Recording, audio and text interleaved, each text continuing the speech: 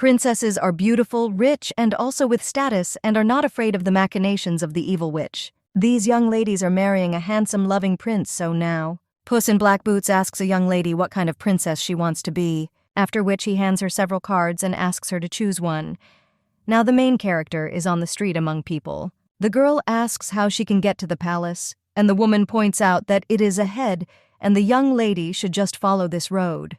The saleswoman also asks if the girl also came to the selection of princesses, and the main character in shock asks what that means too, but the woman says to forget about it because it's going to rain. Therefore, let her be careful along the way, and when the young lady is cleaning up, the saleswoman thinks that the color of her dress is as if all the peas were picked. And the young lady realizes that the card she chose is the princess and the pea. The main character's name is Moly Khan, and she is an ordinary office worker. About an hour and a half ago, she was working overtime and fell into eternal sleep in the office, after which she found herself in a very strange place. The young lady asked in surprise where she was, but then heard the sound of a firecracker. Then in front of her she saw a Puss in Boots who congratulated her on her arrival in their princess game department. The young lady looked at the cat in shock and did not understand what was happening now. And Fluffy, after he realized that the young lady did not want to answer, said that this game was created for girls who have left the world of the living, and the girl then screams in shock whether she died, and the cat replies that, yes, she worked for 72 hours without sleep, and also drank only 2 cups of coffee during this time, and she had an acute heart attack. So now she needs to accept reality and listen to the rules of the game. The young lady has 3 years to compete for the prince's heart with 6 princesses in the game, and the girl who marries the prince will return to the real world for 50 years. After this, the cat holds out the cards and invites the girl to choose one of the 7, because she will be one princess from the card that she chooses. But the main character says that, to be honest, she is not very interested in 50 years of life. But the Fluffy then says that he is not finished yet, because the winner will also receive 10 million bonuses. After which, the main character says that she is ready, and the cat screams in shock whether she agreed so quickly because of the money. The young lady then looks in surprise at the card she has chosen, and then he asks if Princess Pia is depicted on it, and the cat says that it is true, and this lovely princess, under 20 layers of mattresses and blankets, will be able to feel 1 pea. He then extends his paw and paper appears in the air, and the cat says that the girl has 10 seconds to remember her details.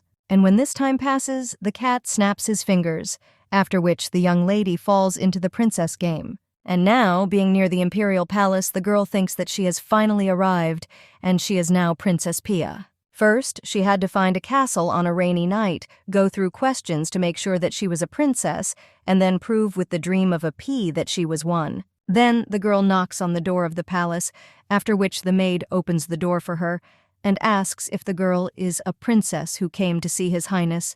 If so, let her follow her. The main character then wonders in surprise whether the maid should have questioned her first, and why they are not following the script. But then she looks at one of the paintings and thinks it's huge, and the maid, noticing the girl's gaze, says that this is a portrait of Highness, the only prince of their country, Vincent. Then the woman begins to admire the portrait and asks if His Highness is not beautiful. But he is the most gentle and charming man in the world, so she doesn't know what kind of lucky woman will become his wife. The main character, looking at this portrait, thinks that he has a face like an actor, but she has already grown up from the age when you rush at any handsome guy, and the only thing that makes her heart beat faster is a lot of bills. The maid opens the door and says that His Highness has a weak and sick body, so he wants to have an heir as soon as possible. Moreover, recruitment was opened and princesses from all over the world came to the palace, so she hopes that someone can become a worthy match for the prince. After this, the young lady is given a number and told that she is the 40th princess. The young lady is surprised by this and thinks, what the hell is this, and how can there be so many princesses there? And then she realizes that the Golden Rose Empire is the most powerful and huge. Therefore, in order to choose a prince and a worthy match for the prince, their country will conduct a test. The maid tells the young lady that the hall is there and asks her to wait. But the young lady sees that there are still many princesses in the hall, and I feel sorry for her that they are only playing roles in the written story. After all, only those who know the fairy tale will be able to pass the test. But then the young lady notices some kind of bright light. The rich clothes and proud personality seem to be the real embodiment of the Princess Mayor. But when the girl looks at her, The main character thinks why she has such an evil look, and then she bows. And the blonde only nods in response. The rest of the princesses begin to whisper, and one of them asks where the new girl came from. After all, she had never seen her at social events, and although she was a young lady in a simple dress, she was very beautiful. Another girl says that she can compete with Her Highness Princess Vivien, but Vivien then slams her fan and asks if the girl just said that this princess can compete with her, and the girl then apologizes to Her Highness. After which she says that Her Highness's kingdom is the most powerful and prosperous, and she is also the most noble princess. Then one of the servants comes into the room and shouts that His Royal Highness and Princess Helen have arrived. A pleasant-looking young man and a girl with blue hair enter the room. The main character then thinks that real people are more charming than their portraits. And this is not a lie. A young man with blonde hair says that on this rainy and cold night. The ladies bring spring to this castle, after which he smiles and thanks everyone for coming to meet him for their countries. The girls then almost go crazy and say what a handsome prince. The guy then takes the girl standing next to him by the hand and asks to be allowed to introduce Princess Helena. The girl bows, and His Highness states that they met by chance in the forest, and she was quiet and did not speak at all. But now she has the status of a princess and will become his alternative princess. The guy also says that he would like to be friends with all of them, and the girl thanks His Highness for his love. And the main character thinks that this is a fairy tale about a swan princess, or that there is a girl like me. She is a player in princess games. The main character, looking at the young lady, understands that there are 7 players, and she was the first to enter the palace, taking advantage of the opportunity. Well, suddenly the girl notices that her finger is very hot. And looking at her hand, she remembers that in its description it was indicated that the mole on the right finger begins to become hot when it is in danger. At the same moment, someone pushes the young lady, and she falls right in front of His Highness's feet. The knight immediately pulls out his ball and screams how rude it is, and then asks how a living girl dares to disrespect His Highness. When the main character sees a sword near her neck, who understands that someone pushed her, but she still cannot prove it. Therefore, the girl asks for forgiveness and says that she only wanted to greet the prince, but the scary one asks if she's still putting on a show. A princess with blonde hair also joins this conversation and tells the guard that the girl is not lying. The main character wonders if Vivien really stood up for her, but the girl only bows and then is greeted and says that she is Gordon's princess and her name is Vivien. The girl claims that a real princess is well-educated and also has dignity, unlike the poor people who have never seen aristocrats. After all, the latter will never refuse mercy. The blonde covers her mouth with a fan and grins. Then he says that Miss is simply not used to walking on marble floors in palaces. The rest of the princesses immediately begin to gossip and says that it's true because she doesn't even have a maid and her dress is dirty. The main character thinks that they are talking about her and hinting at her low status. But Vivien herself could have pushed her. Therefore, the girl decides to act after all and turns to His Royal Majesty, after which she claims that she did this out of respect for him. The guard then screams, asking how she dares to speak like that in front of His Highness, but the prince stops him, and he asks if the girl did this out of respect for him. The young lady understands that this is the only chance to escape, after which he clenches his fists and says that His Highness invited princesses from all countries to choose a wife, and he had the intention of establishing good relations with all states, but in her country, kneeling is the highest opportunity to express respect. But the guard was ready to publicly execute the princess because of the greeting ritual. The same guard cries out to His Highness that he was only worried about safety. And the blonde then leans over to the lady and asks if she shows respect by kneeling, after which he smiles and says that it is the first time he has seen a nightingale singing so well. And she's right, because the guy really hopes to take advantage of this opportunity to establish friendly relations with all countries. But the guard also acted according to the law because it is unknown what her motives were. Then a lady with blue hair addresses His Highness, and he says that the guard was right, but the princess is not to blame. The guy then smiles and says to Helen, what does she know that he never refuses her requests?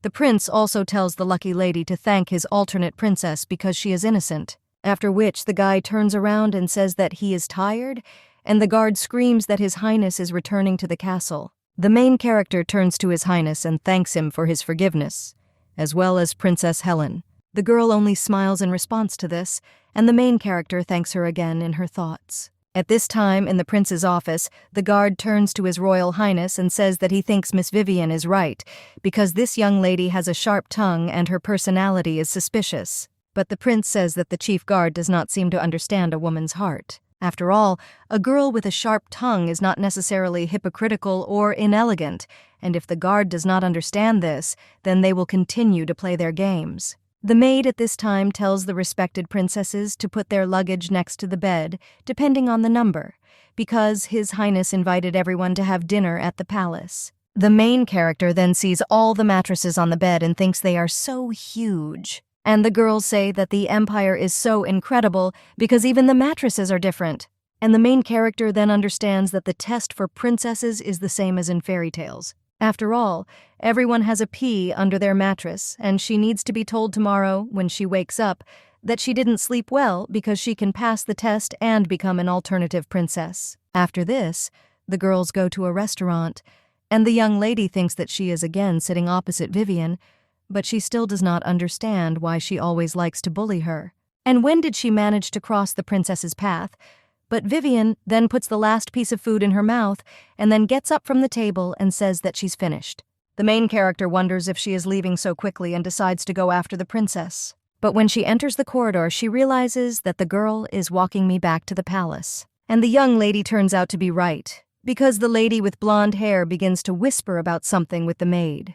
The blonde says that she ordered the maid to put peas only under her mattress. The main character wonders in shock how the princess found out about the peas and whether Vivien also knows the original fairy tale. The girl thinks why these two princesses are players in her storyline. The lady with blonde hair, after talking with the maid, realizes that she will be the only winner in this test. And the main character then hears the maid heading in her direction, after which she goes around the corner. Well, the floor cracks under the young lady's foot, and the blonde immediately screams out who's there. And the main character realizes in shock that she has now been revealed, but then sighs because she has a plan. The girl comes around the corner and asks why Miss Vivien is there alone, but the maid said to keep her company. The main character, continuing to smile, says that the palace is in the opposite direction and the castle is so huge that you can easily get lost.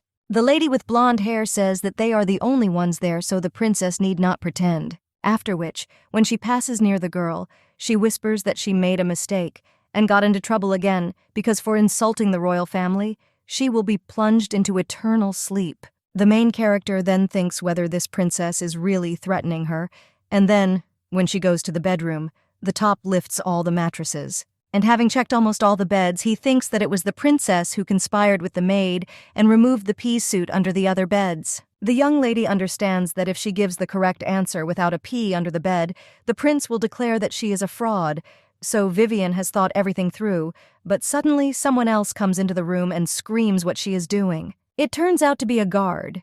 He says that at first glance he noticed the girl's bad intentions, so he tells her to answer what she intended to do when she looked under the mattresses. After all, the peas for the test have disappeared, and the man asks if she stole them. The main character then gently grabs the Lord Guard's hand and says that she wants to report someone for fraud. After all, the future of all the princesses is at stake, so she asks to be taken to Her Royal Highness. The next morning, the maid wishes the dear princesses good morning and asks how they slept last night. One of the girls says that it is very good, and the other claims that she saw wonderful dreams. The main character says that the mattresses are very large, soft, and comfortable, but the blonde says that she doesn't agree with the statement about being comfortable because she didn't sleep well last night. The maid then asks the princess how this inconvenience manifested itself, and the girl replies that it was as if something was pressing on her, after which she smiles and thinks that she is the winner. And the maid reports that she is announcing the completion of the test,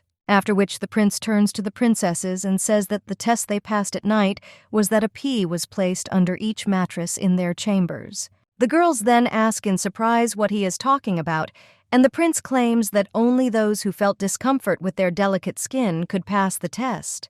But then he realized that this was wrong, and before the princess went to bed, he ordered the maid to quickly replace all the mattresses with new ones. And this is in order to expose the scammers, because last night he received a message that someone was committing fraud, and he sent a man to check the mattresses, after which they found a pea on the mattresses of only one princess, and she lied that she was uncomfortable sleeping. Then he turns to Princess Vivien and asks if everything is correct, after which they ask what her goals are. The girls in the hall begin to gossip, and one of them says that the princess is a liar. The other claims that after replacing the mattresses, she said that she felt uncomfortable sleeping. But the main character suddenly notices that her mole has become hot again, and she thinks that this is strange because everything went according to her plan. So why is the mole warning her of danger? Last night in his main office, the prince asked the young lady if she suspected Princess Vivien's maid of stealing peas from under other mattresses, and the girl replies that yes, she heard the princess talking about this with the maid, and the guard also checked the peas on other mattresses, and they were all missing except for Vivien's mattress. But the guard says that she still looks suspicious and also accuses Vivien of fraud. The main character then wonders if he is serious and rolls a barrel at her again. But the prince only smiles in response to this, and then turns to Miss Wanna, and she claims that she really doesn't look like a princess.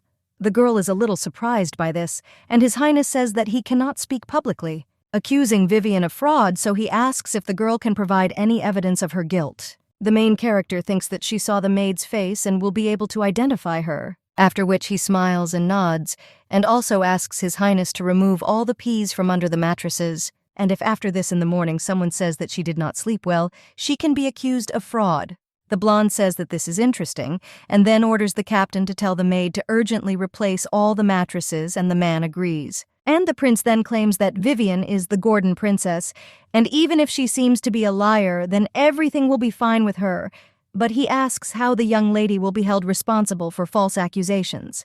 The main character then slams her hand on the table and claims that she never accuses people without reason. Therefore, as a guarantor of his words, he puts his life on the line. The girl says that if everything she said is a deception, then His Highness can do whatever he sees fit to her. The guy is then surprised and asks if she is so sure. He claims that he appreciates Miss Wanna's determination and courage because people like her are very rarely found in the palace.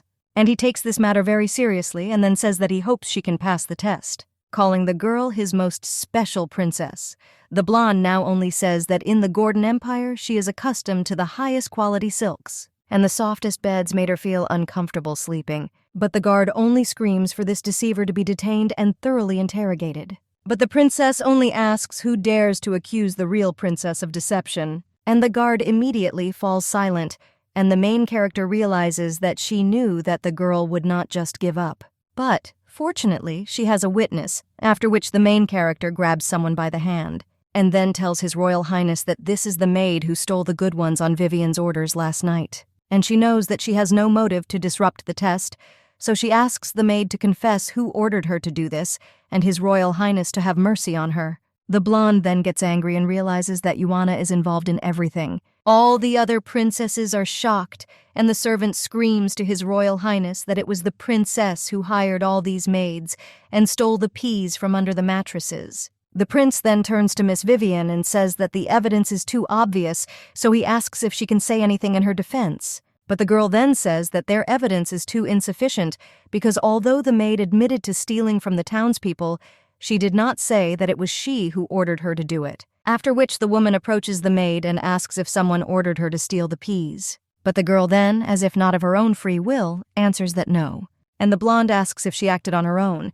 and the girl replies that yes, she did everything herself. The blonde then screams that the maid is so shameless and how could she dare to disrupt the princess's test and also harm the princess, so she should be captured and beheaded. Well, the main character then tells them to wait because the maid's behavior is somehow strange and something is clearly wrong. However, the servant is already introducing the maid, and the main character thinks why everything is so and why they want to execute the maid without evidence.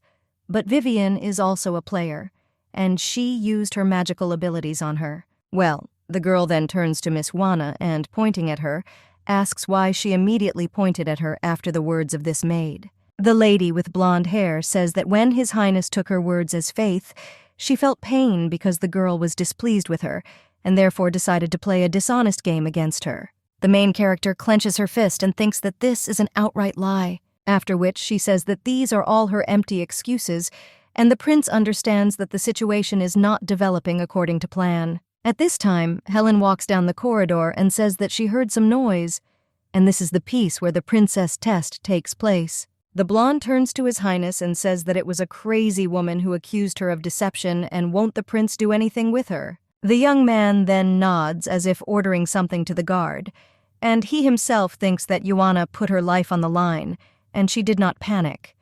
But the situation was unfavorable for her. After this, the young woman is grabbed by 2 guards, causing the girl to scream to be released. The young lady understands that Vivien wants to try again to put her into eternal sleep. After all, in accordance with the rules of the game, you can eliminate rivals for the prince's heart. The main character is now thinking that if only the girl could be brought to light and removed from the game, but she understands that now the chance of completing the game is 0. The young lady then wonders what will happen to her 10 million and then screams for the guards to take their hands off her. The head guard addresses His Royal Highness and says that Miss Yuana cannot stay any longer. After all, she's very problematic and her behavior is too rude, so she doesn't smell like a real princess there. The blonde thinks about the young lady and understands that although everyone suspected her and the young lady has a lot of problems, but in the eyes of the public he must make the right decision.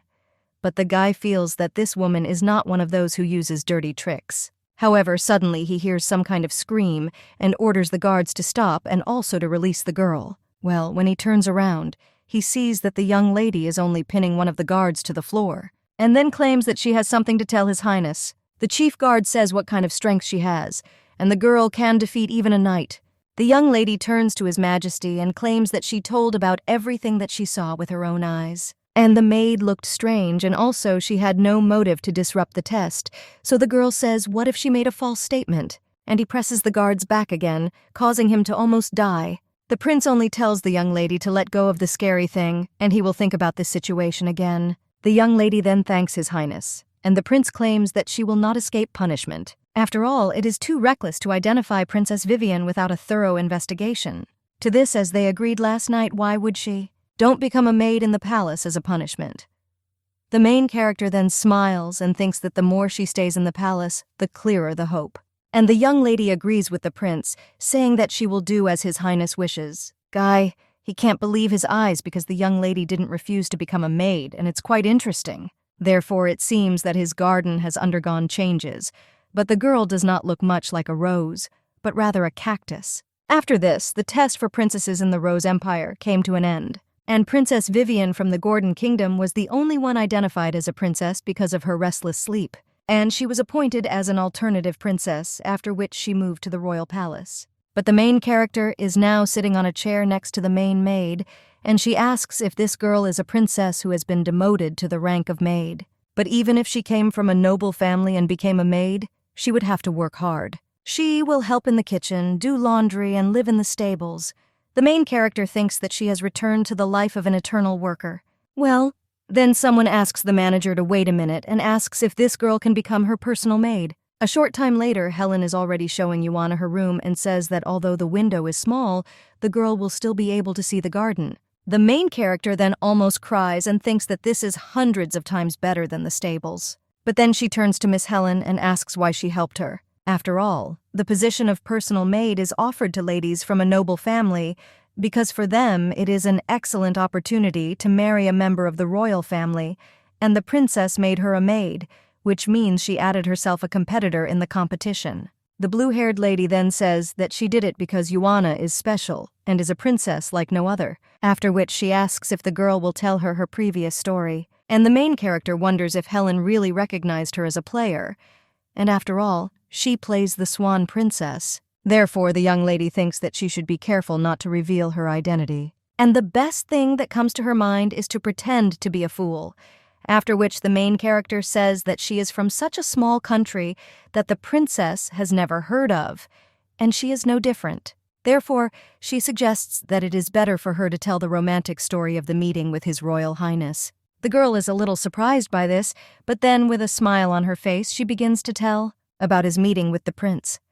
A short time later, Yuana realizes that once she became Helen's personal maid, life in the palace became busy and calm. Now someone turns to Miss Yuana and says that since she is Princess Helen's personal maid, she shouldn't have to do such hard work in the laundry. But the girl replies that everything is fine, and the princess's dress is made of a different material, so they need to be washed separately and carefully. One of the maids says that Miss Yuana is so polite and capable, while the other claims that the girl was a princess, but she does not have the habits of an aristocracy. However, suddenly the main character hears someone screaming that this cannot be taken away. And when the young lady turns around, she sees that there is some kind of brawl. One maid throws the other to the floor, but she claims that this silk belongs to Princess Helen, so how dare they? However, a maid with blonde hair asks if the girl knows that Princess Vivien is now held in high esteem, and this color of silk will match the jewelry that she gave to the princess. The maid cannot do anything and just cries, and the main character then approaches her and asks what happened. The poor girl then turns to Yuana and says that Princess Vivien has gone too far. After all, she not only mocks the servants, but now she has sent her people to steal Princess Helen's silk. The main character then claims that Miss Helen didn't tell him such a thing, and the maid says that the lady is very kind and probably didn't want her to worry. Yuana thinks that as soon as Vivien became an alternate princess, she began to bully Helen, and she still doesn't know the real identity of Vivien's player. But now the young lady understands that Miss Helen asked to find her after the girl finishes work. However, the young lady thinks that this garden is a damn labyrinth, and then she hears someone cutting the bushes, and asks if there is anyone there. However, when the girl looks ahead, who notices a young man with hair as white as snow. The guy, after he notices that the girl behind him, stops. Then he turns around and looks at her coldly. Yuana even screams at this. The guy claims that Miss Helen is next to the fountain, but the main character then claims that she is new there and asks if he can explain how to get to the fountain. Yuana thinks this guy is like the description of the maids. One of them told the girl not to provoke the cruel and gloomy guy in the garden, because in him flows the blood of a giant, cursed by the witch. But the proof of this is his dark complexion, and they say that he buries the bodies of his victims under the crimson flowers in the garden. The main character thinks that if this guy is dangerous, then why doesn't the mark on her hand warn her? The gardener tells her to go straight, then left, and behind Fuji she will see the third statue, after which she should turn right. Yuana doesn't understand in her heart what he's talking about, and such words even make her dizzy. But the young man then realizes that the girl most likely will not get there on her own, and he throws his scissors into the box and then tells her to follow him. The main character thinks that he seems like a good guy and then goes after him. When they pass by some bushes with yellow roses, the young lady asks if this is a garden of golden roses. The girl wants to touch the flower and asks if the Rose Empire is named after him. But suddenly the guy grabs her hand and tells the girl not to touch this flower. And when the main character looks at her hand, she sees that it is wounded. The young man claims that the golden rose is the national flower, which is bred by the royal family. And because of its prickly needles, this flower is called the merciless one, so the young lady needs special gloves. However, the main character just starts giggling and then claims that when a guy talks about flowers, he is very eloquent, so it looks like he really is a gardener. But then the main character looks at the sun, and he realizes that he is late. The girl asks if she will find the fountain if she goes straight through the garden of the golden rose, after which she thanks the gardener for showing her around and claims that next time she will definitely thank him. The young man just looks after her, and while the main character runs, she thinks that this guy is different from the rumors, and if she makes new friends, it will help in the game. After the main character runs to the fountain, then he sees Helen laying out the dishes on the table, and the main character immediately turns to Miss Helen, and she says that she will do this, but the princess tells the girl not to worry because she loves to do this, and she invited Vivien to have tea, so she hopes that the girl will help her. Apologize to the princess, Yuana then says that she didn't imagine her in the princess test, and asks Miss Helen to believe. The lady with blue hair says she believes it, but she claims that Vivien is now the favorite, and she is worried that she hates the young lady. The main character thinks that Helen is right. But at this time, someone approaches them and asks what these girls are talking about. It turns out to be Vivien. She tells Helen that her maid has such a dissatisfied face and her being around will ruin her tea mood. The main character then understands that as soon as she saw the face of this princess, she wanted to smack her.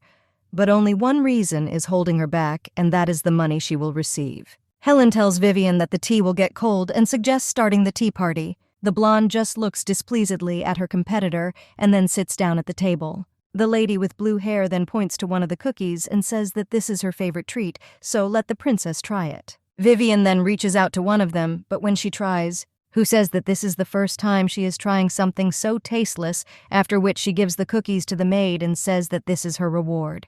But Vivien then turns to Helen and says not to let it get into her head, because her kingdom simply has great food, and such vile snacks are only suitable for servants. The main character understands that Vivien does not want to be friends with Helen, and came only to offend her. After which Yuana approaches the princess and asks if she has something against the Golden Rose Empire. The blonde just asks what kind of nonsense this is and how she can have anything against it. But the main character then picks up the cookies and says that her reaction to this dessert, which is made from the national flower of the empire, was a little strange. After all, the princess said that this is a disgusting dish and is only suitable for servants.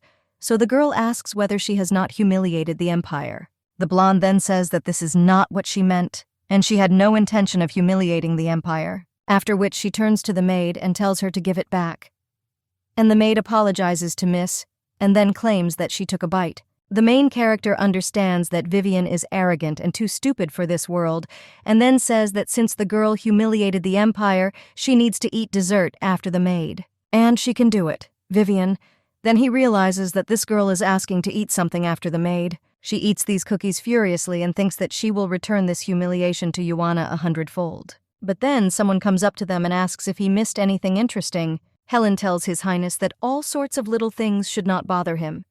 And today there is such a strong wind, so the young lady asks why he is not resting in the palace. The guy says that they haven't seen each other for several days, so he asks if the girl wants him to leave as soon as he sees her. The young lady tells His Highness not to joke like that. And the blonde, looking at all this, just turns away and says that His Royal Highness does not want to see her. Then the prince approaches her and says that the jewelry she received showed his feelings for her. When the prince sits down at the table, who looks at the main character and thinks that this is funny, because every time something happens, this girl is always nearby. The prince claims that he is there to tell them something and claims that when Vivien entered the palace, he had 2 alternative princesses. The father is very pleased with this and sent them gifts, and in 10 days a banquet will be held, and they will be officially presented as contenders for the title of princess. The people will understand that one of them will soon become their only princess, and the girls are happy about it. Helen says that she will start preparing, and Vivien claims that she just bought expensive dresses, so she hopes that His Highness will come and personally help him choose. But the prince then only coughs, and the 2 princesses turn to him excitedly. The young man claims that he is normal and tells the captain of the guard to take the necklace to the princess's quarters. The guard says that then His Highness will have to get to the palace himself, but the guy claims that he will find a maid to help him, after which they point to the main character and say that let Miss Yuana lead him through. The girl is in shock, wondering whether she will see the prince off. A short time later, they find themselves in the Garden of the Golden Rose, and the main character realizes that she never thought that being alone with the prince would be so easy. But in order to establish contact with him, you can accidentally fall on him. And the first step will be to seduce him, the second to marry the prince. And the last and best thing is to finish the game and get your money. But the main character thinks that the prince already has an opinion about her, so you need to be careful. However, the prince looks at the young lady and how she is lost in thought, after which he leans a little towards her and apologizes, at the same time claiming that he is not feeling very well. The guy also says that Miss Yuana has such a tense body and asks if she is afraid of him. These girls have the courage to tell Vivien off, but she is afraid of him. Yuana asks if His Royal Highness despises her for hurting Vivien, and the guy asks what she's talking about because how can he despise such a cheerful girl like her? However, the main character at this moment picks up His Highness in her arms and says that since he doesn't feel very well, anyone offers to take him to the palace. The main character understands that she has read so much, but cannot believe that she has to seduce this fabulous guy, and as soon as she thinks about it, she gets goosebumps. The prince asks Miss Yuana if she is really a girl, because she has more strength than the guards. And the main character says that this is all for the sake of His Highness, so she asks him not to worry. But when they are already approaching the palace, a guard meets the young lady and screams, "How could she treat His Highness like that? Because what would have happened if she had fallen straight on him?" The guard then takes the prince away and screams out what indecent behavior this is, because he is already silent about such behavior for the princess. The prince tells the captain that he is dizzy, so he asks if he can be quieter. And the main character thinks about those words that she doesn't look like a princess. The girl understands that in order to live well in her past life, she did everything, and later she worked for the company and never betrayed herself. But now the girl decides to try until she wins. Vivien at this time hits the table in her room with her fist and asks what kind of golden rose flower this is because she has disgraced herself so much. After which she turns to her maid and asks why she didn't tell her that the stuffing is the national flower of the empire, and the maid claims that no one knew this.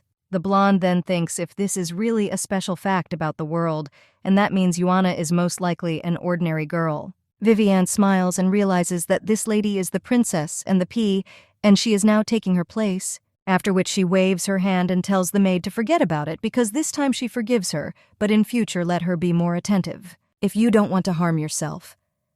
The main character at this time enters Helen's room and reports that she has returned. The lady with blue hair then asks how His Highness is, and Yuana says that he thinks he's fine. The girl understands that he was chatting without closing his eyes the whole way, so she thinks that he is definitely normal. Helen then rejoices and says thank God it is, after which she also thanks Yuana for helping her today. But he asks her to promise not to do such dangerous things again, because she and Vivien are direct competitors, and the girl was simply drawn into this showdown. Helen also apologizes for saying this to her. The main character thinks that this reaction is a little strange because she thought that by confronting Vivien, she could bring her to light and show her what she really is. After all, perhaps the golden rose changed her behavior. But one way or another, Vivien became the winner in the competition with the peas. So if the girl usually plays as a resident of this country, this will allow her to avoid the battle for some time. And the main character says that she will mean Mrs. Words. A few days later, the man speaks to Miss Helen, that they have selected images for the banquet and therefore ask her to choose what she likes. The lady with blue hair then turns to Yuana and asks if she would like to watch together or if she wants to take a break. The main character says that, of course, she wants to. A short time later, the main character realizes that the weekend has come and she has nothing to do. And it's good in the modern world because eating noodles with another movie is so common. But suddenly the maid turns to Miss Yuana and says that she was told to give this packet of fertilizer to the gardener, but she is so scared. And she heard that the gardener puts people into a crippled sleep and dries them like a herbarium, and then uses them as decorative flowers, and the only thing he grows is evil. The main character then tells the maid to leave it to her, and she will take it to him, and the maid thanks her, and then claims that Yuana is the bravest among all the women she knows.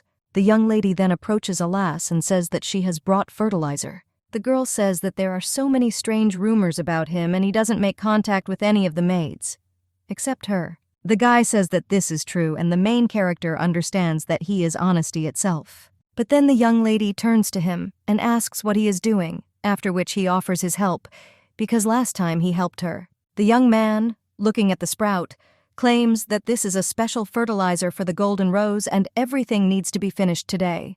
Yuana then looks at the place where the guy is pointing and realizes that this is a Ghanaian site. The girl understands that she has gotten herself into a big mess, but she thinks that this is nothing compared to her work, where she worked for 72 hours without a break and died, after which the two are already working in the garden, and the main character feels a little tired. A lass hands her a towel and the young lady thanks him with a smile on her face. At this time in the royal palace, the guard informs His Highness that the court tailor has already left and, as the guy ordered, Miss Helen chose first. The blonde then smiles and says that it is clear and then asks if the strong maid has left. The guard then looks away and says that no, she is not. His Highness then asks what happened to her. And the guard replies that she is gardening, which causes the prince to trample on tea. Helen is choosing a dress at this time, and the tailor assures that these are ready-made banquet outfits for alternative princesses. And the girl just needs to choose the dress she likes, and after she chooses, he will simply adjust it to her figure. The girl then draws attention to one of the dresses, a part we claim that Miss Helen has good taste. After all, this is the most expensive dress among all, and His Royal Highness provided a batch of pearls of the highest quality to sew this dress. The young lady then asks if she can choose him, and the man replies that of course there is no problem with that, after which he offers to take her measurements. And the girl says that she has one more request for him, and even though she has fabulous people, young people ask if they can choose another dress. The man replies that, yes, and he will be happy to help her. After which he takes the lady's measurements and says that she always takes care of others and always provides snacks, which is why he and his wife are big fans of hers. Helen only smiles in response to this and says that she likes it and is often free. An hour later, Vivien angrily asks why she should choose the second one, and the tailor claims that because this is an order, the maid only tells the guy to fuck off and not dare to block the path of their lady when she is choosing a dress. Vivien then asks if he is the court tailor, but the guy does not have time to answer. How the girl points to the dress behind her and says she wants it. The man tries to return it to her and tell her that this dress has already been chosen. And the main character at this time tells Helen that she has returned. Well, the lady with blue hair tells her not to come in yet, after which, opening the door, she says that she has a gift. The main character says that she also brought a gift, and the lady with blue hair then offers to give them to each other at the same time, to which Yuana agrees. The main character then hands her mistress a bouquet of flowers and claims to have brought her a blue lily from the garden. And Helen says she brought Yuana a new dress. The girls then look at each other and smile, and after that the main character tries on a new dress. The girl looks great in this dress, but then she asks how Miss Helen knew her size. The lady with blue hair says that she secretly measured today while the girl was sleeping, and Yuana says that it smacks of perversion. Helen says that the lilies that she brought are so beautiful and she will go find a vase for them, but the main character says that this is unnecessary. And taking one lily in her hands, the girl says that the gardener said that the aroma of blue lilies is very pleasant and light, after which the girl puts the lily behind her mistress's ear and says that this variety was specially bred for noble women. But Miss is always calm, so she thought that this unusual scent would suit her. The girl then looks at herself in the mirror, but she can't hold back her tears. Yuana is shocked and asks why Miss is crying, and the lady with blue hair then apologizes for having to see her bad side and claims that she's crying because she forgot the feeling of having friends. The main character understands that in the modern world she would love to hang out with Helen, however, now they most likely will not succeed. The young lady then turns to Miss Helen and asks if she didn't choose a dress today. If so, where is it? But the girl, when she hears this, just lowers her gaze and says that she asked to bring that dress into the room. However, at this time, Vivien is sitting on the windowsill in her room near that same dress. The girl grins and thinks that no one can steal anything from her, and Helen is already a loser at the banquet. Helen is now claiming that the court tailor said her dress had to be given to Vivien. Therefore, he can choose another outfit for her, but this dress is too plain.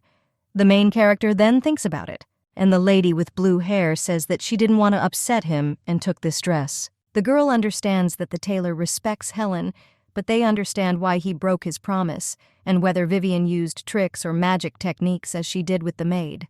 Helen turns to Yuana and lightly pinches her cheek, and then tells her not to worry about her because she will just put on this dress. The main character then sighs and says that Miss is always so soft, but this banquet is a good opportunity to enlist the support of both the nobility and others. His Royal Highness will begin the banquet with the first dance, and if Vivien wins, then Helen's authority in the eyes of the nobility will fall. The girl claims that the banquet is in just 2 days and the dress needs to be remade.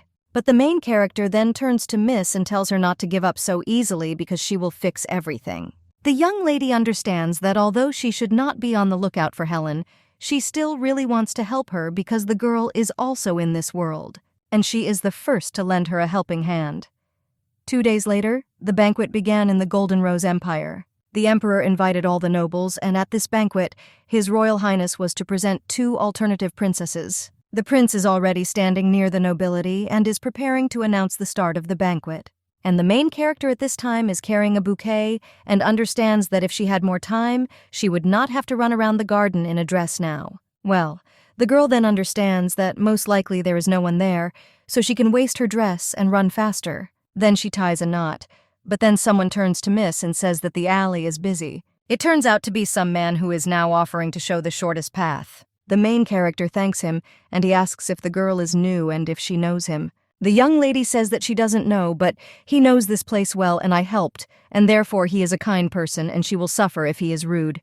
The man then just smiles and tells her to get out, but the corner sculpture is a shortcut. Then one of the servants turns to the master and claims that it is already very late, and the man says they can go. The servant then asks if something happened, and his master claims that he just met a very unforgettable person. The prince at this time claims that the time has come to introduce them to beautiful alternative princesses. Then he introduces Miss Vivien Gordon.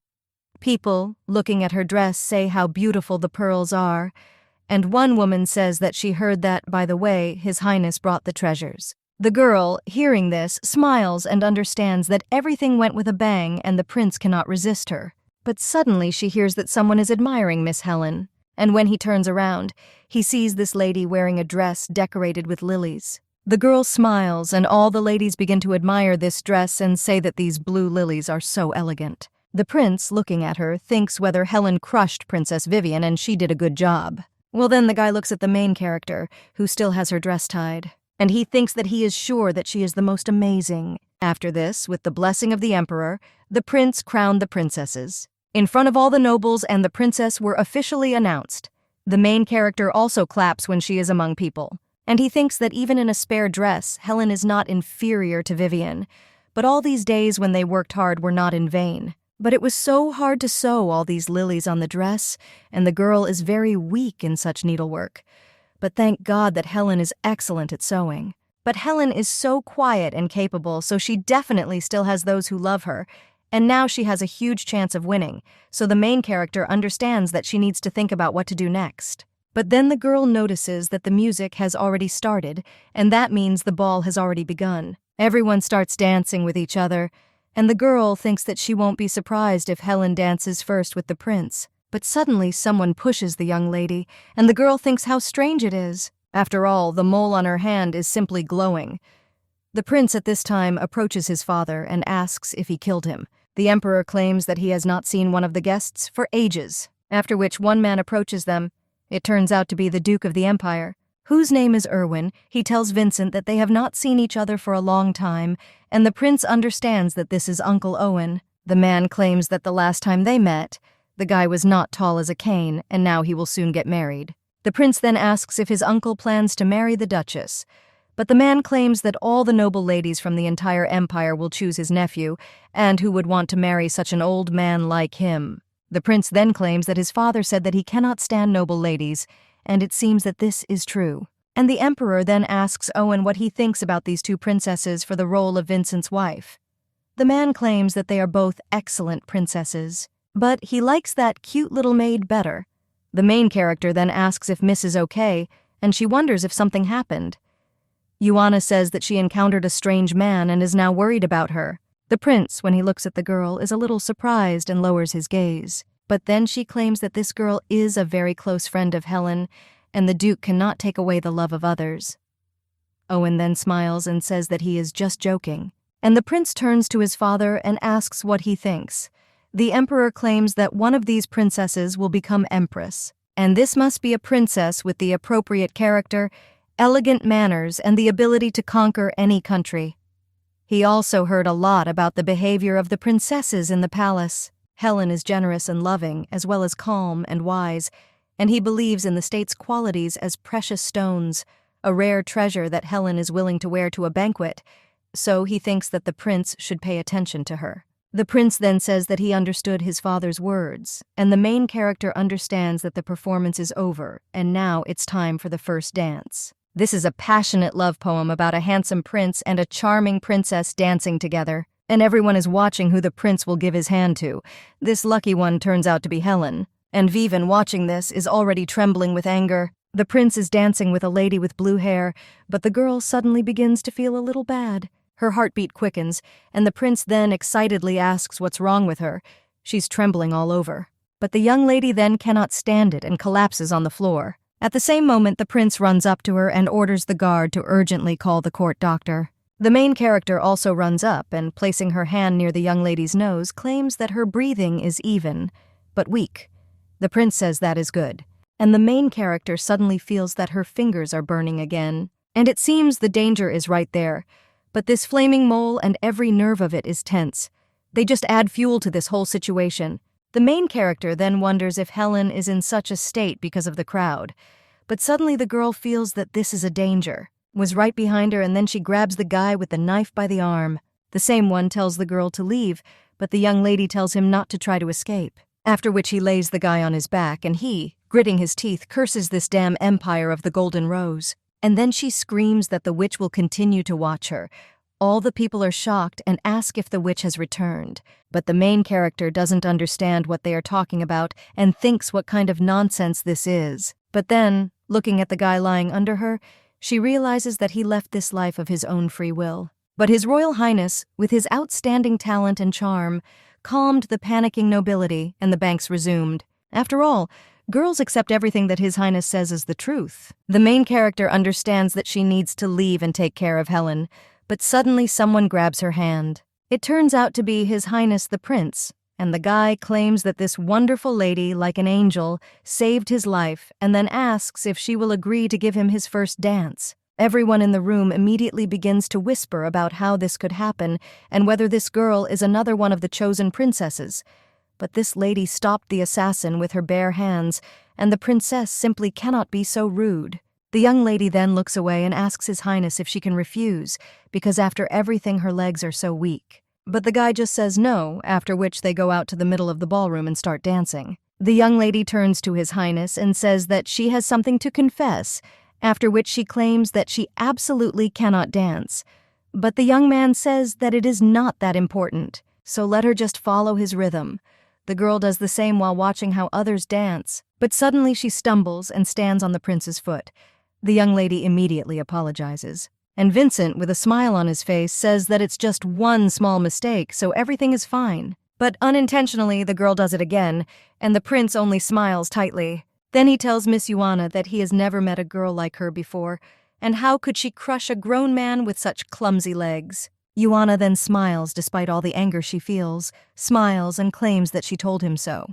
At this time, the Duke approaches the Emperor and claims that the panic was quickly calmed down, so the Emperor raised Vincent well, but in the end, he chose the lady who liked him, after which the Duke and the Emperor knock glasses, and the head of the empire says that he just hopes that the guy can find a worthy princess in the country of Irvine. While the couple is dancing, the young lady asks if His Highness is not worried about Miss Helen because she suddenly fainted. The incident with the assassin just happened.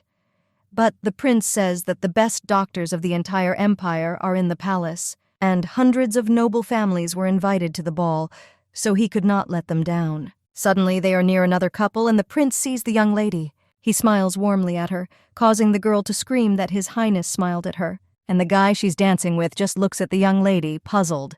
The main character at this time turns to His Highness and wants to object, but the guy says that he thinks she needs to worry more about him. After all, the target of the assassin whom the girl stopped was him. And this only testifies to the fact that there was some support from the nobles, and there was a witch behind it. This woman is a symbol of destruction and brings only misfortune. But when this horror comes, it is the prince who must protect the princesses. Yuana argues that it makes sense and then apologizes to His Highness for misunderstanding him. But the guy, seeing such a face of the young lady, almost laughs out loud and claims that Miss Yuana is so easy to deceive. The girl then asks if he just tried to scare her. The prince says, what if she continues to be so impudent? Then he will be in danger in this palace.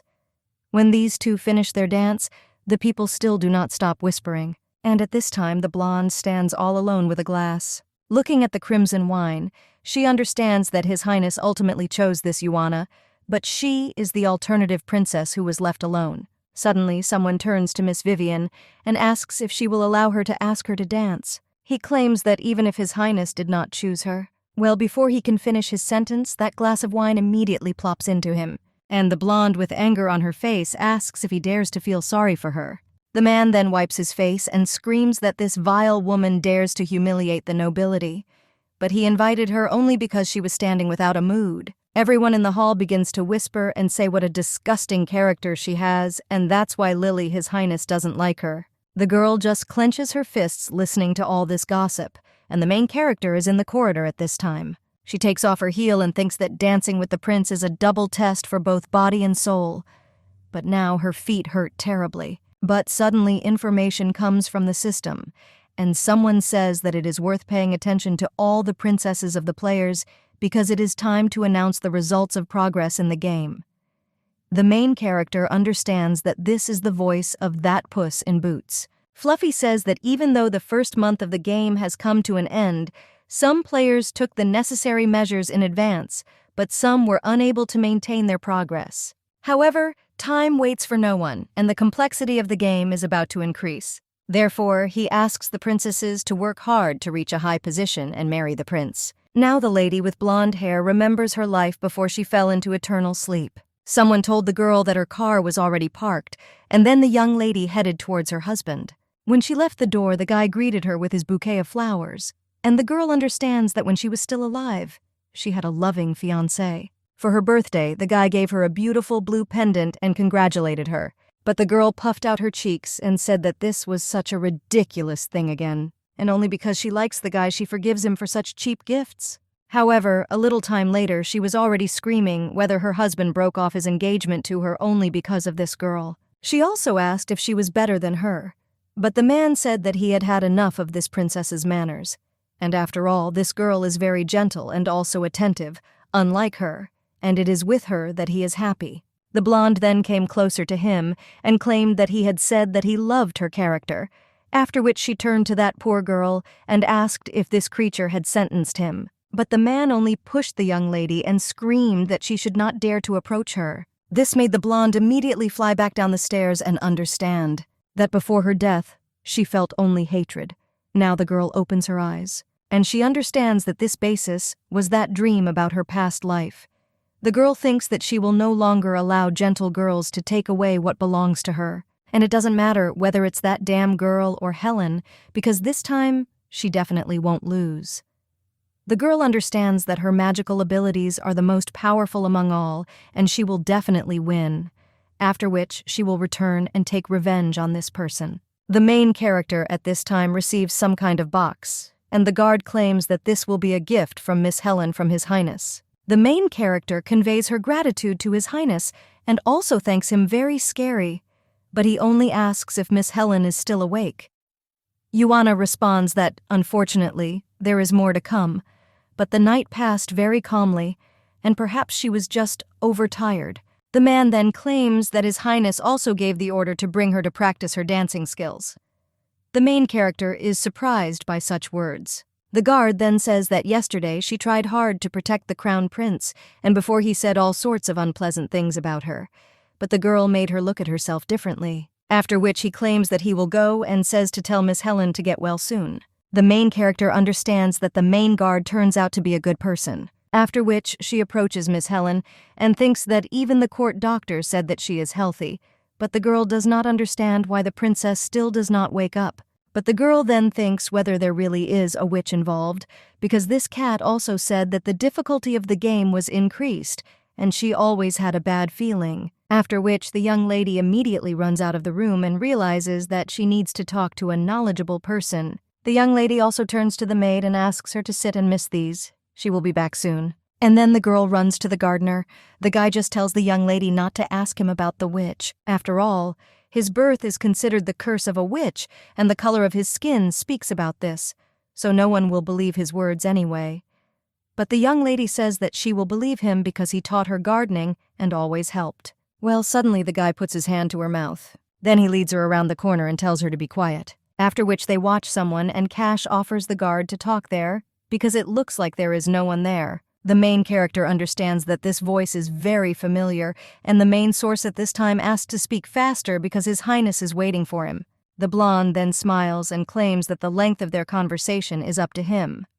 The man only tells Miss Vivien that he knows what she wants, and after all, she wants to return to the favor of His Highness. But the girl claims that it seems that the event that happened at the banquet has become the property of the entire palace, and the man says that, unfortunately, he is just His Highness's guards and cannot help her in any way. The main character then realizes that the main guard is a very reliable person, but the girl suddenly drops her ball and asks if the guard will help him pick it up.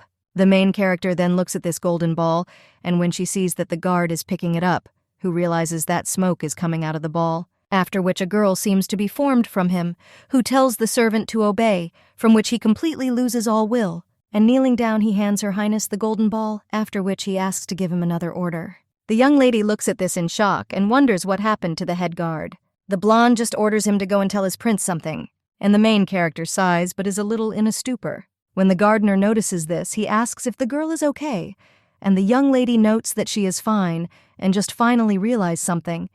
And in his thoughts, he adds that Vivien is not a competitor to the princess and the pea. After all, she is a princess from the fairy tale about the frog prince, and this golden ball is her magical power, because the person who picks it up will immediately begin to obey her orders. Vivien did not follow her own storyline and purposefully interfered with others.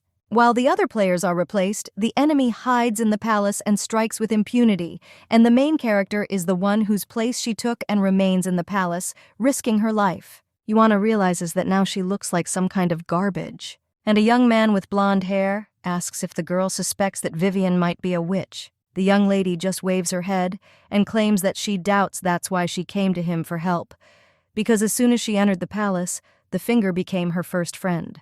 And the gardener then says that she is his too because the girl is his only friend there. The main character looks at him a little surprised and then smiles and claims that it seems they are not very popular there. A short time later, Yuana is already heading to the royal library.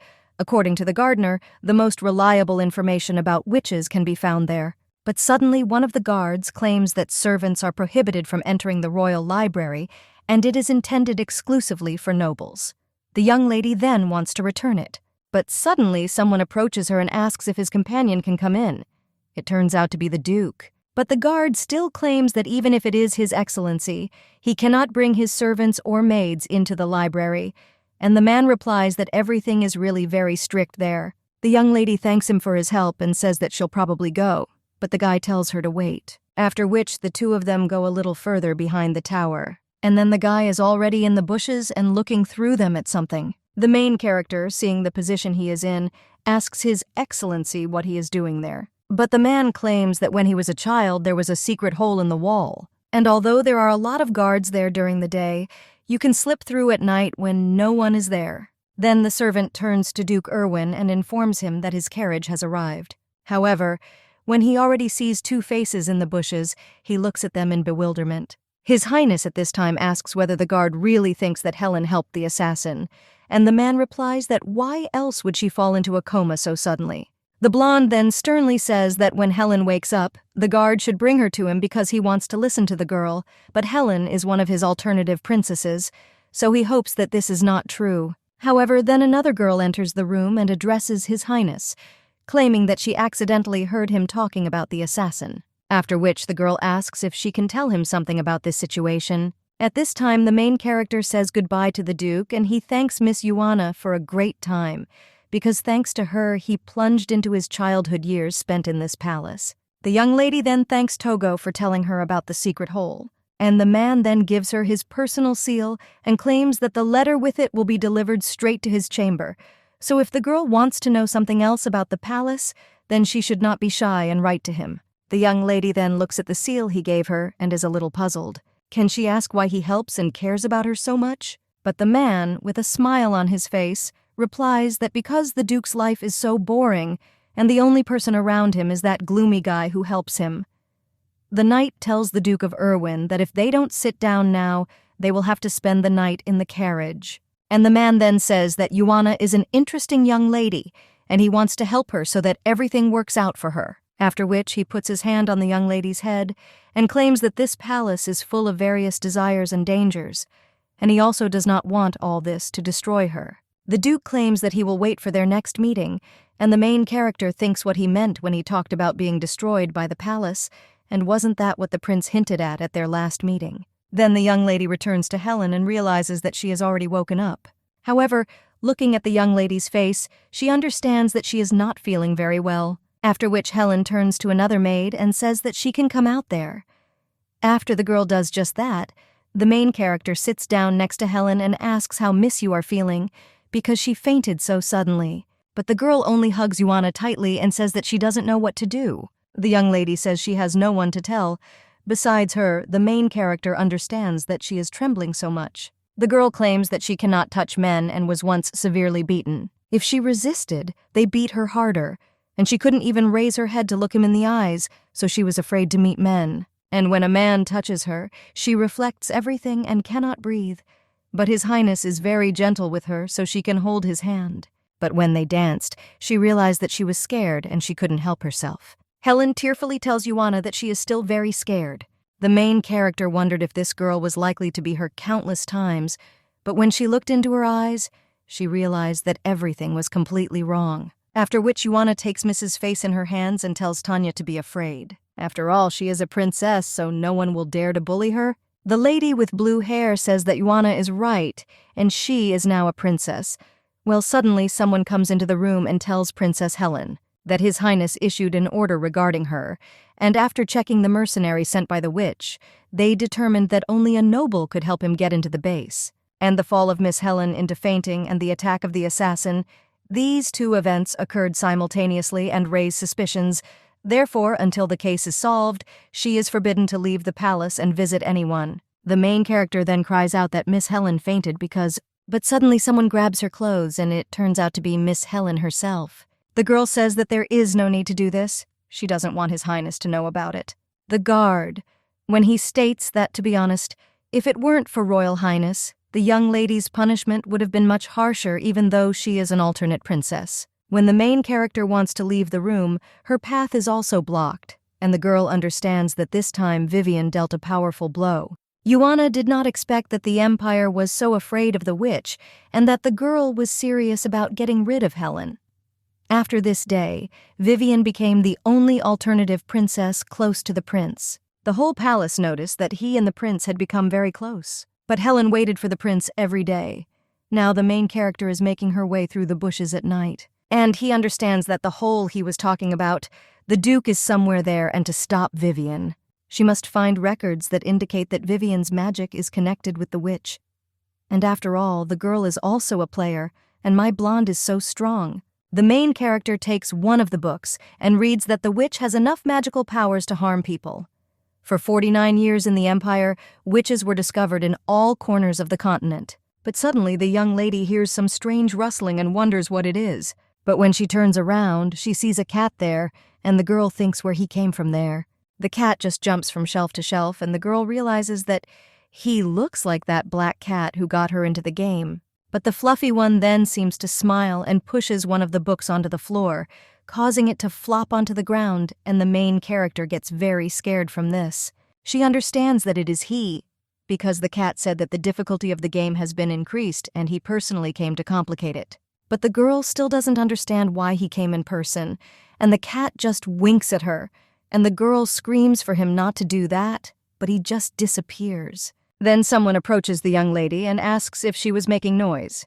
It turns out to be one of the knights and tells the young lady to follow him. The girl asks who this imperial library is, and they can't get through without breaking into it. However, then the guy draws his sword from its sheath, and the girl falls silent, after which she heads to where he says, and realizes that she has encountered a secret guard. But when the girl approaches several people, T realizes that the prince is there and takes this young lady away. She just smiles and says that it's her. Let the knights tell His Highness that they are leaving, and he tells them to be careful. After which he turns to the main character and asks if she wants to explain why she is there. The young lady, noticing his cold gaze, replies to His Highness that she was just reading a book and servants were not allowed entry, so she came at night. But when the guy starts to approach her, the girl moves away a little, however. When she notices that there is a shelf behind her and she has nowhere else to run, she realizes that she has never seen him with such an expression on his face, and her finger is burning. Then the prince comes closer and asks if the young lady is avoiding him and if she is afraid. The young man extends his hand and claims that he has always valued her, and despite this, the main character wonders if he really wants to finish her off. At the same moment, the girl begins to run away, but His Highness grabs her by the hand and throws her to the floor. Then he begins to press on her neck. The guy claims that the girl is a special flower, and it's a pity that she is revealed when it is not at all necessary. The main character says that it seems that His Highness's body is not sick or weak at all, and looking at the guy, he wonders if this is his true face. The prince only claims that the young lady has a sharp mind and excellent skills, and he thought about transferring her to security, but now she doesn't have a chance. After which he says goodbye to Miss Yuana. At this moment, the girl remembers her past life. All these people said that because of her beautiful face, the boss kept her. Otherwise, how would she have managed to get a job in their company? The young lady also remembers her small apartment and realizes that now is her chance to go back and change everything. Then she reaches out her hands to His Highness's hands and realizes that she will not miss this chance, and then grabs these hands. And she claims that she knows about the witch. The prince immediately pulls away and tells her to speak clearly, and the main character, clearing her throat, realizes that she is saved. This step really worked. The young lady turns to His Highness and says that he suspects that someone from the nobility conspired with the witch and sent an assassin, but the guy only asks how she knows what he is investigating. Yuana claims that the nobles' coats of arms and expensive fabrics from various parts of the empire indicate that they are nobles from the early parts of the empire, and she thinks that they locked up Miss Helen to secretly conduct an investigation into their nobility. Well, His Highness was mistaken because the witch was inside the palace, not outside. The blonde then states that he admits that her judgment is good, however. It is not worth her life. The main character then claims that she saw the witch's magic, however. She has no evidence, and if His Highness gives her a chance, she will be able to provide evidence. The blonde then voices a period of 10 days and claims that he will give her exactly that much, so that the girl provides evidence that the witch is in the palace, because her life is still at stake. Yuana then tries to bargain and says that 10 days is very little and then asks what about a month. But the guy still coldly answers 10 days, and the girl then asks what about 15 days. But the guys are still adamant, and the young lady asks what about 11 days. The young man then claims that she was just trembling with fear and is now not afraid to bargain with him, but the girl only claims that then she begged him, fearing that he would finish her off. But now everything is different, because without her it will be difficult for him to find the witch in the palace in a short time. So the girl asks why she should be afraid. The guy then tells her to come over and help him put it on, and then points to the cape. The young lady only claims that His Highness can imagine spying on her, and then excuse me, but the guy claims that he does not like to spy on someone, and she will have 10 days and plus one more. The main character then only looks hard and thinks whether this guy is the devil because she so wants to strangle him, after which she finally agrees, and the guy asks if she is cursing him now. The main character is a little puzzled and says how can she dare to do such a thing? And the young man claims that the expression on her face tells a different story. Then the two of them head through the library, and the main character turns to His Highness and asks what if she needs information about the witch. The prince claims that he will give her access to the library, and the young lady asks if she can take books to her room. But the prince asks if she hasn't already taken them, and the girl then says with a smile that she did, and she herself thinks when he managed to notice it. But the young lady understands that compared to that gentle prince before, he is now a completely different person, and he looks like a poisonous snake that is ready to jump out poison at any second, but it seems that this is his true face. A little time later, the main character is already lying in her bed and reading about the witch. It says that in the year 1949, in the Empire of the Golden Rose, witches began to appear in all corners of the continent. For many years they committed atrocities, causing famine, floods, and drought. But in the 52nd year, the Emperor of the Golden Empire, William Roscat, personally led the troops. The war with the witches lasted for 3 whole years, and finally they were crushed, and the mainland returned to stability again. But the surviving witch disappeared into the crowd and spreads horror and darkness to this day. The main character thinks that it is now 75 according to the imperial calendar, and it was the current emperor who crushed the witches, and behind the assassin there is a witch who seeks revenge on the empire. Therefore, it seems that Vivien is not related to the witch in any way, and maybe she just belongs to some category of witches, but the girl then thinks what about the other princesses, as well as her? After all, she also has a mole that alerts her to danger. At this time, one of the servants turns to His Highness and says that Miss Vivien sent him to the prince. She said that today there is a beautiful moon, and she would like to take a walk with him in the garden, but suddenly the guy gets very scared and immediately falls to the floor. The prince asks what's wrong with him because he hasn't answered anything yet, and the young man only asks if he's in a bad oriental mood. The guy then turns to the window and looks at his reflection and then just grins. With a smile on his face, he turns to the servant and apologizes for scaring him, after which he claims that he was just thinking about other things and was very tired today, so he asks to give this cloak to Vivien. After all, it's cold at night, and he's not around, so he had to send the cloak earlier, but hope that she'll like it. The servant then says that His Highness cares so much about Miss, and she will definitely treasure him. The guy then says that he hopes so.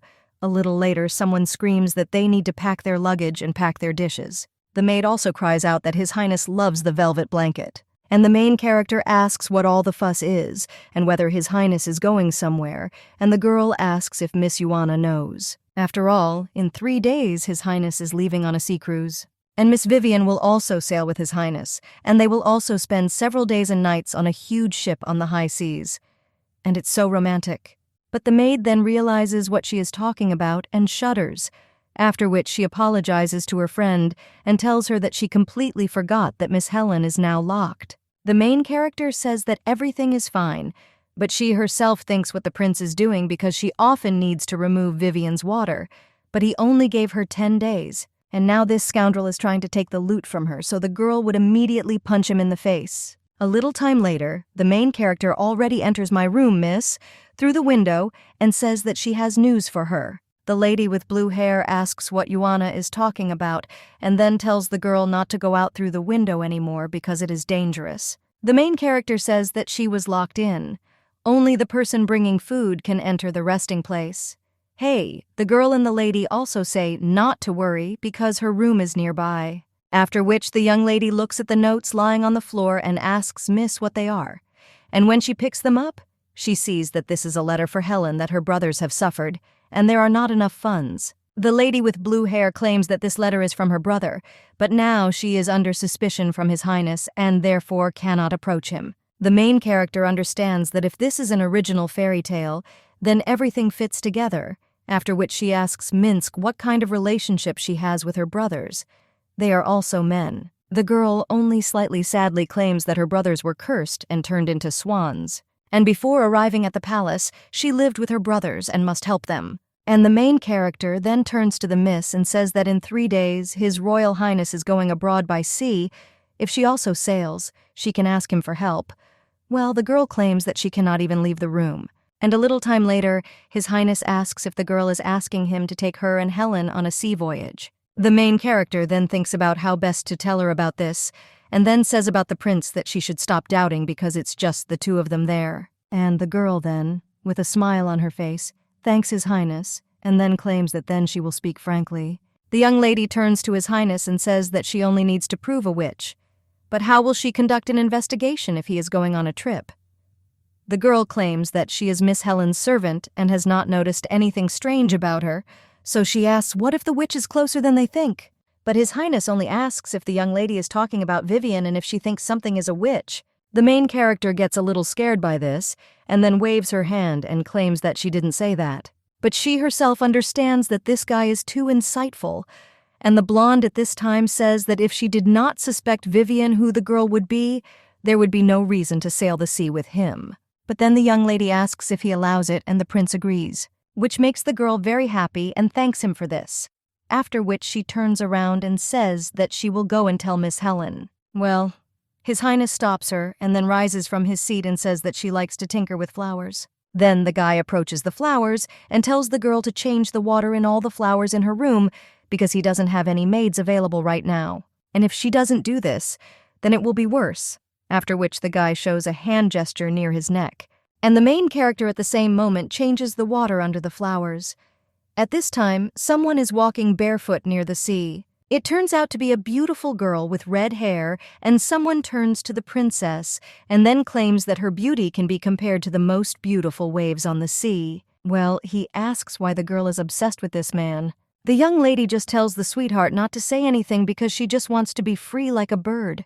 The guy is a little embarrassed by such words and agrees with the princess, and 3 days later His Highness is already heading off on the ship. The main character understands that since Helen is still in disgrace, the prince was not really preparing for her departure, and the girl was only allowed to take her as his maid. But that's where all her privileges ended. Entering one of the rooms, the main character realizes that there are only the two of them there.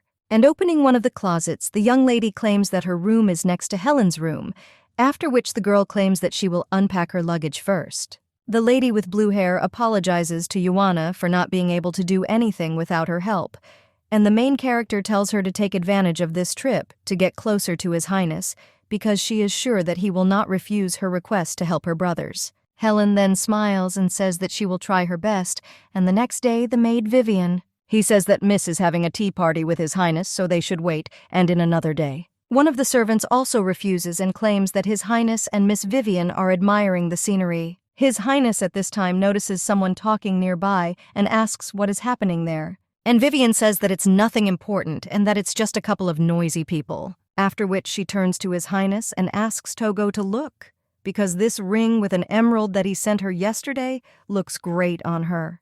The guy kisses the young lady's hand and claims that it is nothing compared to her beauty, and even more to say, she is beautiful, like a witch.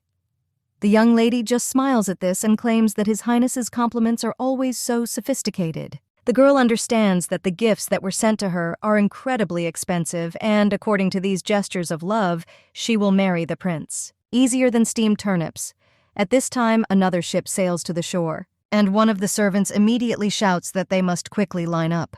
The lady with blue hair claims that it is so noisy on the deck and asks if something happened about the main game and says that she doesn't even know. But after that, a lady with red hair comes out of the ship. It turns out to be the Highland princess Charlotte. The press, when he meets a girl and tells Miss that they were supposed to meet in her country in 3 days. He also asks what brought her there so early, and the girl claims that it was, instead of a tedious wait, she chose to take the initiative into her own hands. A short time later they are all already at the table, and the blonde man represents the Highland princess, claiming that she represents her country and is going to them as an ally, after which he points to the 2 princesses and says that these are 2 candidates for his princesses, Helen and Vivien.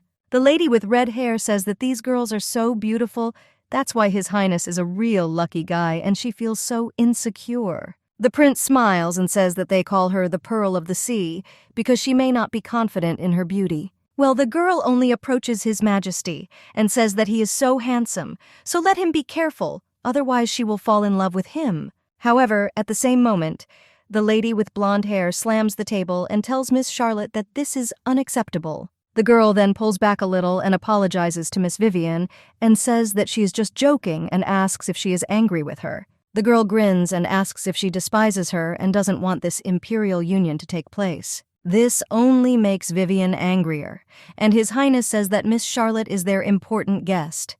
The main character thinks that this girl can so easily shut up Vivien, and evening, you'd better not put your finger in your mouth, otherwise she'll bite it off up to the elbow. And the girl wonders if Charlotte is also a player because looking at Vivien's anger, this is quite possible. The lady with blue hair clenches her fists at this time, and then screams that she has something to tell His Highness. After all, they haven't seen their Highness for so long that she... But suddenly the young lady is interrupted by someone breaking a plate. It turns out that this is the same lady with red hair. She turns to His Highness and claims that there was something terrible on the plate. All the other girls look at this picture in shock and realize that the girl just almost kissed the prince. Charlotte at this time only grins, and His Highness orders that the fragments be removed from Miss Charlotte. The main character then raises her hand and asks to be allowed to help Miss Charlotte. The lady with red hair then turns to His Highness and says that she is afraid Miss Helen will be angry, but the blonde man claims that she is not that kind of person. The lady with blue hair replies that yes, and she doesn't mind. After all, the main thing is that everything is fine with them. The main character then claims that Miss Charlotte's dress basement is dirty, so she offers her help. Yuana claims that fortunately there are few greasy stains and white vinegar can be easily removed, and Charlotte says that with such capable maids, His Highness is in no danger. But the prince only looks at the young lady in surprise and wonders what she is up to. However, the main character only smiles warmly and then claims that she won't even leave a trace of her dress. But the girl claims that white vinegar has a specific smell and covers up the aroma of her perfume, and so she asks Miss Charlotte to let her accompany her so she can change her clothes. The prince, when he hears this, just smiles, and the lady with red hair is shocked and does not understand what she is talking about, after which the girl turns to His Highness and says that she needs to talk to him. But the guy claims that the dressing room is nearby, and this maid will show her around. The girl then gets a little upset and says that she will leave then, and the main character enters the room and realizes that a similar principal understood her motive, but did nothing, and it is somehow strange. Yuana realizes that she has managed to get Charlotte away and hopes that Helen can take advantage of the opportunity. When the lady with blue hair enters the palace, the main character asks if His Highness has agreed to help, and the girl claims that the prince is ready to convey to His Majesty, the Emperor, a request for help for their country. But he cannot guarantee that the Emperor will agree, and since he suspects her of helping the assassin sent by the witch to get into the castle, the situation becomes even more complicated. But suddenly someone turns to Helen and says that they need to talk and then tells her to order her maid to leave. Helen says that Yuana is good, and the blonde says that yes, it looks like she has already completely captivated Helen. After which the girl turns to the young lady and says that in general, the kingdom of Gordon can help her country. The lady with blue hair then asks what she wants in return, and Vivien claims that she wants the girl to help her get rid of Charlotte. The lady with blue hair then, in shock, asks if Vivien wants to put her into eternal sleep, and the blonde tells her to stop acting like a naive fool because they are players with her, and Charlotte is a strong opponent, even if she is not a player. But the young lady replies that no, and she is ready to provide Vivien with another favor. She doesn't want to hurt others and offend people. The blonde just tells the girl not to be so naive because she knows how she took the real princess and the pea out of the game. And the lady with blue hair then asks in shock if she is not the princess and the pea. And the blonde claims that working with her is Helen's best choice, so let her think about her proposal. The main character, seeing Vivien leaving, thinking about something of her own. Meanwhile, to celebrate the alliance between the two countries, the prince held a dance on board the ship. The lady with red hair then sang on this ship and everyone clapped for her. Now, finishing her performance, the girl bows and thanks everyone for their attention, and the prince claims that her singing is truly legendary. The lady with red hair thanks His Highness, but says that it seems that Miss Vivien did not like her singing at all, which makes the blonde a little wary. Then he says that everything is completely different and it was incredible. But at the same moment they see Miss Helen walking with a sword. The girl comes a little closer to His Highness and then takes out her ball and points it straight at the prince. A little time ago, a servant knocked on Miss Helen's room and the main character opened the door for him. She motioned for the guy to be quiet and said that Miss Helen was resting, after which she asked what happened, and the guy claimed that in order to celebrate the alliance between the countries, His Highness arranged a dance on the deck and was calling Miss Helen. After which the main character said that she would pass it on and closed the door. The girl understood that now Vivien sees a rival in Charlotte and will do something. But Helen. She refused to help Vivien and Yuana was never able to find out anything, but she is not surprised that Helen refused her because she is such a kind person. And the main character then realized that only she could do something. Now everyone is screaming in shock what happened to Miss Helen, because how dare she point the ball at His Highness, and is she really out of her mind? People with red hair then just lean against His Highness and say how scared she is, and the prince says that everything is fine and let her not be afraid. He tells everyone to calm down because he is sure that Helen has no malicious intent. The servants then agree, and the girl then smiles and begins her dance with the sword. She throws it in different directions, and her last move is that she points this sword at His Highness. Everyone is very worried about him, but the sword stops right in front of his nose and the guy smiles. And the young lady then continues her performance, and after a couple of moments, a golden rose appears in her hand. The young lady congratulates His Highness and Highland for forming an alliance. People immediately begin to whisper how beautiful it is, and claim that this is the first time they have seen the ball dance, and also claim how beautiful Miss Helen is. His Highness then thanks Helen for her congratulations, and says that she always surprises him and believes that no one can compare with her beauty. The main character realizes that this guy is again making his signature speeches and thinks that he should just shut up and praise Helen. However, the young man then grabs the girl by the waist and claims that he is a little tired today and then asks if she will accompany him. The main character is a little surprised by this and realizes that this was not in her plan. But the prince then whispers that Miss Yuana had better do everything as he says, and the girl understands that this is not very good. When the two of them leave, the lady with red hair watches the couple, after which she turns to Miss Vivien and says that it seems that she did not expect that Miss Helen had an ace up her sleeve. The blonde just frowns and understands that Helen wanted to refuse her, but can she stand firmly on her feet without her help? The lady with blonde hair thinks that, as she expected, the girl is too naive and thinks that none of them will leave this ship alive. When the prince and the young lady approach the bow of the ship, he says that she can take off her mask because there is no one there. And the main character asks how His Highness recognized her. The guy claims that Helen never did such things and never fought like that. After all, even though she is an alternative princess, she extremely rarely showed him her love. And the main character then asks His Highness if he called her there so that she could convince Helen to take the initiative. But the guy then just throws the rope to the girl and tells her to pull it. The young lady then takes hold of the rope, but asks if it is something dangerous. The prince asks if the girl suspects him of harming her, and the main character claims that it is difficult to answer. The young man then helps the girl pull the rope and claims that initially he wanted to give it to the most beautiful princess at the evening. But alas, they had a strong competitor. Therefore, the blonde now says how lucky she is today, and the main character asks if luck really smiled on her, after which she notices how the fish begins to jump out of the water and is a little surprised by this. And then the rest of the fish also begin to jump, and the main character, seeing this, says that this is incredible. The prince claims that you just need to use bait for the phosphorescent fish, and it will swim into the net itself, and then pull a special mechanism, and the fish will jump out on its own. The main character says that he really knows a lot about romance, and the prince says that he doesn't need romantic tricks to win the maid's heart, and her 10 days will soon end, so let the girl figure out how to save her life. But the main character only says that it doesn't matter to her, and she is very grateful to His Highness. After all, if she does not find the witch, or she is plunged into crippled sleep. This is the most beautiful thing she saw before her death and the best event. The prince is a little surprised by such words, but the main character looking at her just smiles. But a little later she approaches Miss Vivien.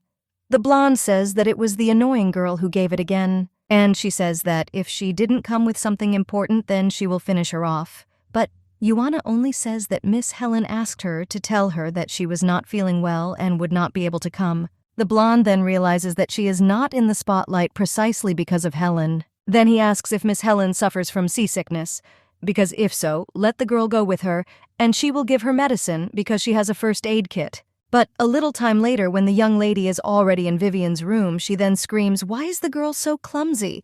And she can't even catch objects." But this medicine costs a fortune, and she brought it with her from the kingdom of Gordon. The blonde also asks why the girl is standing like a sheep and let him help her lift everything. And the main character thinks what's wrong with her. But then she sees a golden ball on the floor and looks at it in shock. The girl understands that the blonde wants to fix her, but the young lady does not understand why now. Vivien then asks if the girl doesn't want to take the medicine, and the main character says that of course she does. Then she points to the guards and says that she was simply distracted by them, and she is glad that Miss Vivien shared her medicines with Miss Helen. The blonde then orders the holiday to leave from there and not stand with the crowds, after which she turns to the young lady.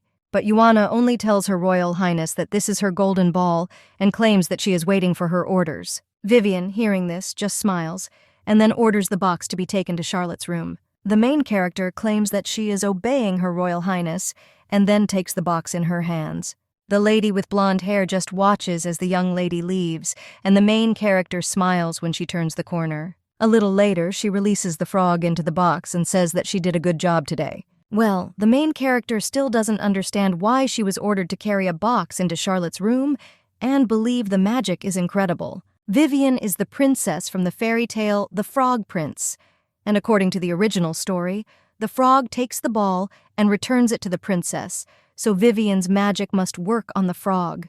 After all, if she takes the ball instead of her, then hypnosis will work and the young lady will be safe. Well, now, when the main character brings the box to her ear, she realizes that there is something there. But when she turns it around, she sees that it is a royal emblem and seems to be Helen's family.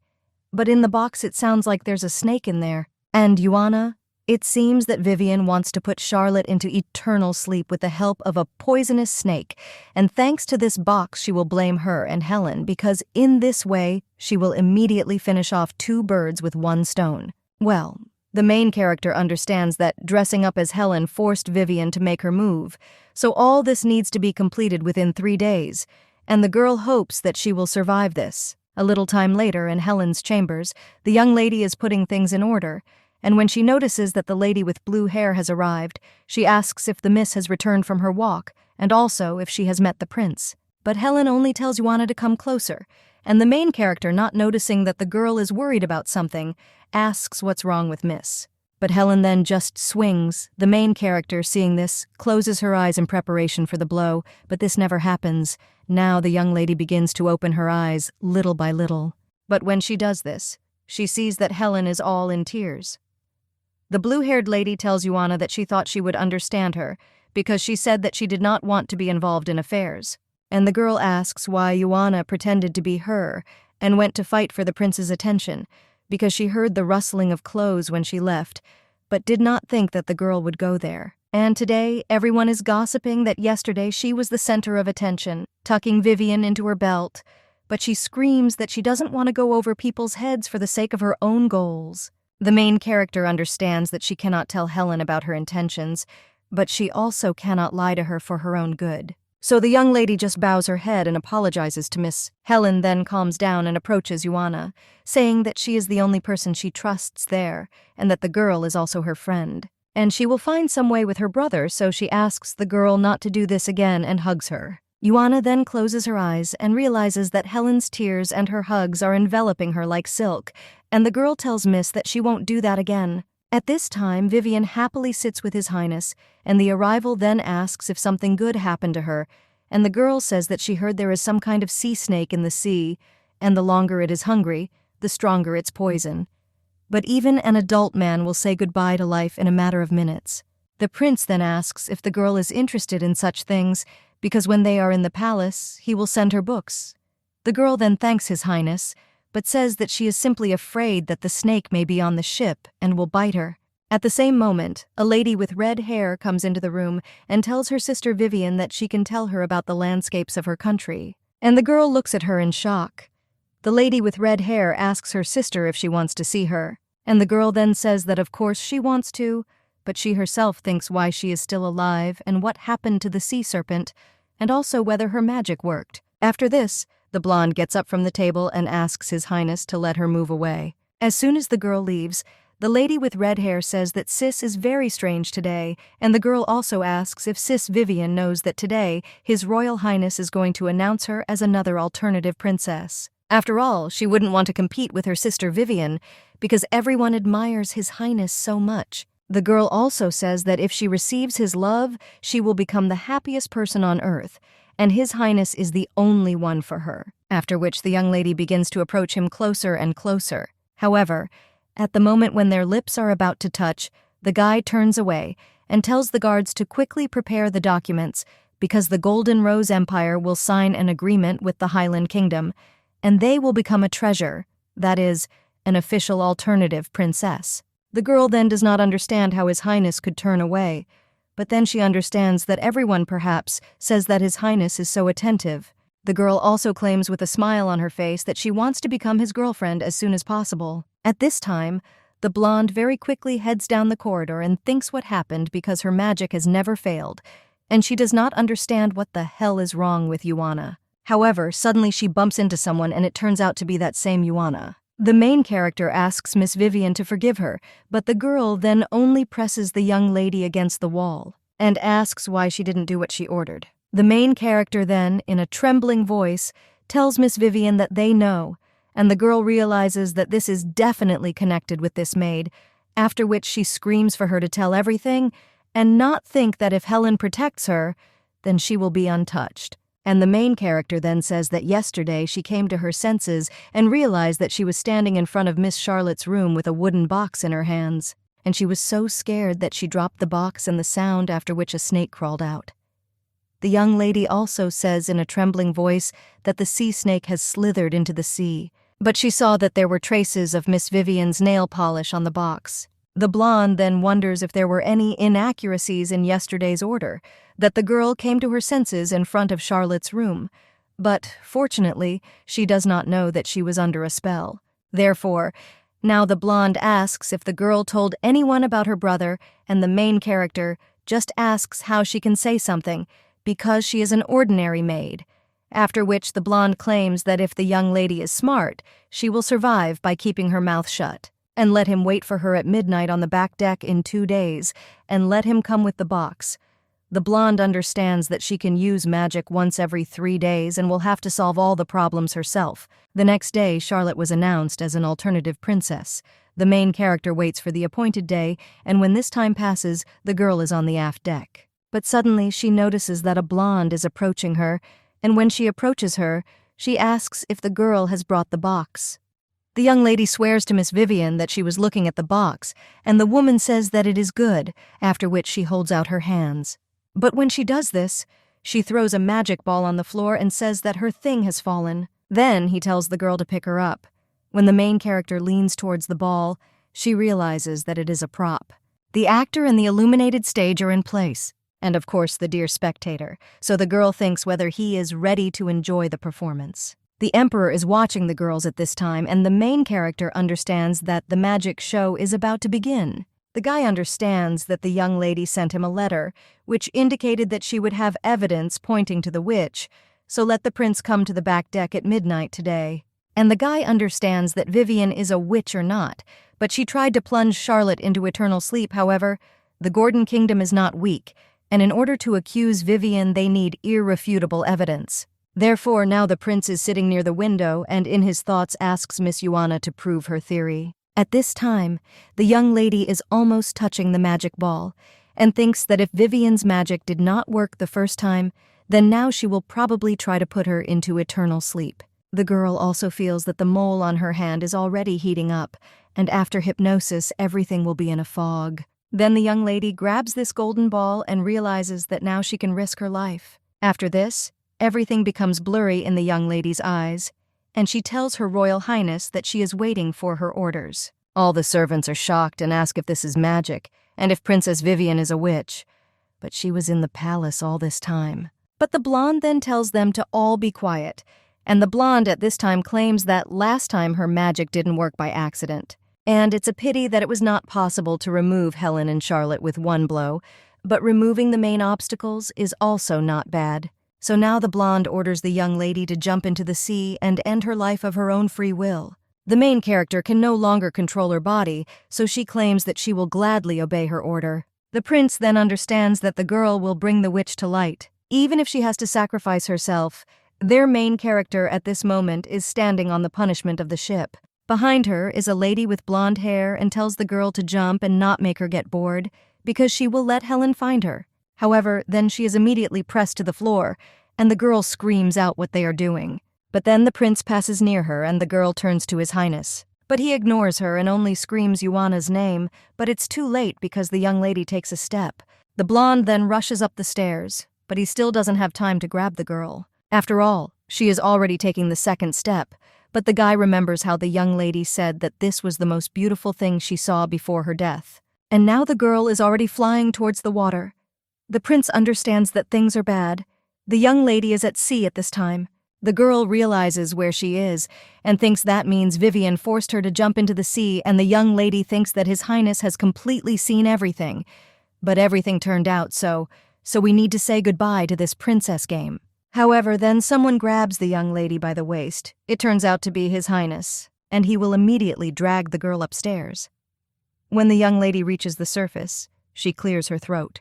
But when he sees His Highness next to him, he asks if she is already in the next world, but the guy only claims that if she brings up nonsense, he will throw her into the sea, after which he heads to the rope ladder, and one of the servants is already descending there. The main character just smiles and says that when the prince says that, she understands that she is still alive, and if the prince saved her, then he saw everything that Vivien did. The prince claims that the girl did a great job, and tomorrow he will tell Helen that he will let her be his. But suddenly, large waves crash into the ship, causing His Highness to fall overboard. The servants immediately cry out, worried about His Highness. And then the lady with red hair also runs on board and asks if His Highness fell into the sea. The servant claims that His Highness saved Yuana, but he was covered by a wave and they sent 5 guards to search for him, but so far to no avail.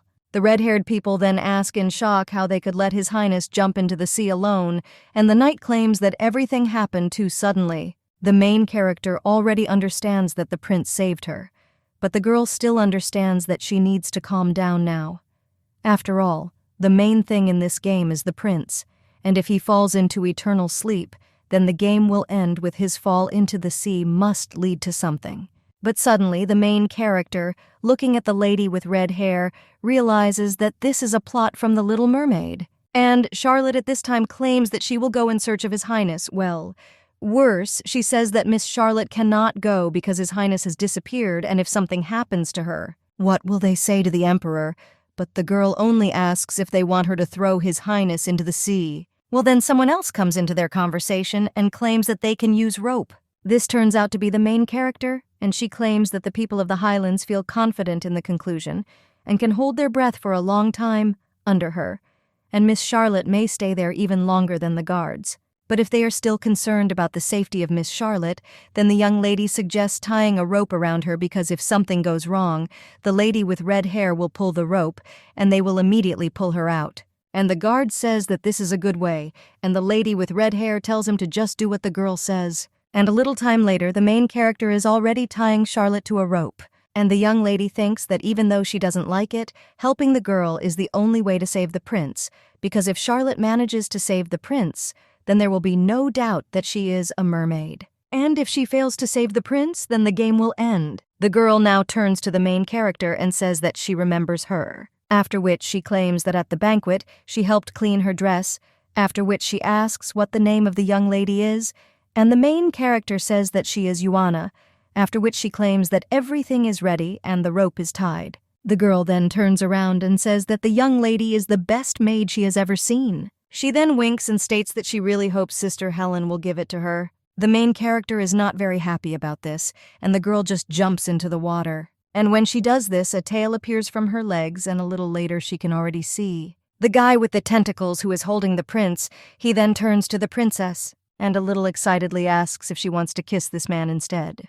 But the lady with red hair only turns to her skillful one and asks if he is still under the control of her magic. And the octopus boy says that even after these 7 days, he voluntarily follows her. And the girl then says that if he loves her, then let him continue to help, after which she leans against His Highness and kisses him and also tells him that her darling will help her win. At this time, the guards swim out of the water and claim that they cannot find His Highness anywhere, and believe this is already the 5th search, and they did nothing. The main character, looking into the water, thinks what will happen if Charlotte does not save His Highness. What should they do?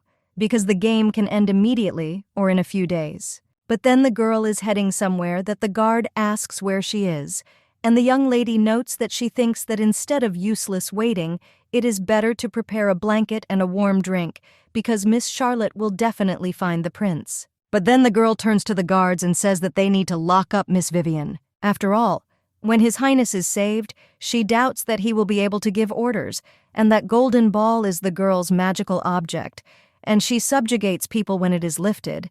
So let the ugly ones remember that it must be lifted carefully. And if they still have soldiers left, then let him ask them for help. The guards then say that they understand, and the young lady states that she will then go get the blanket. And when the main character leaves, one of the knights thinks what a determined woman she is.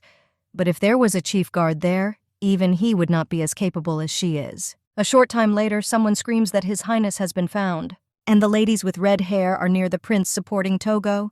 The main character immediately runs up to them and claims that she will take care of His Highness and let Miss Charlotte rest. The girl then says that when His Highness wakes up, let her be informed as soon as possible. After which, the young lady picks up the prince and thinks that it is now clear that she is a mermaid, and that she, as it were, sacrificed herself to save the prince, so now her position should be higher.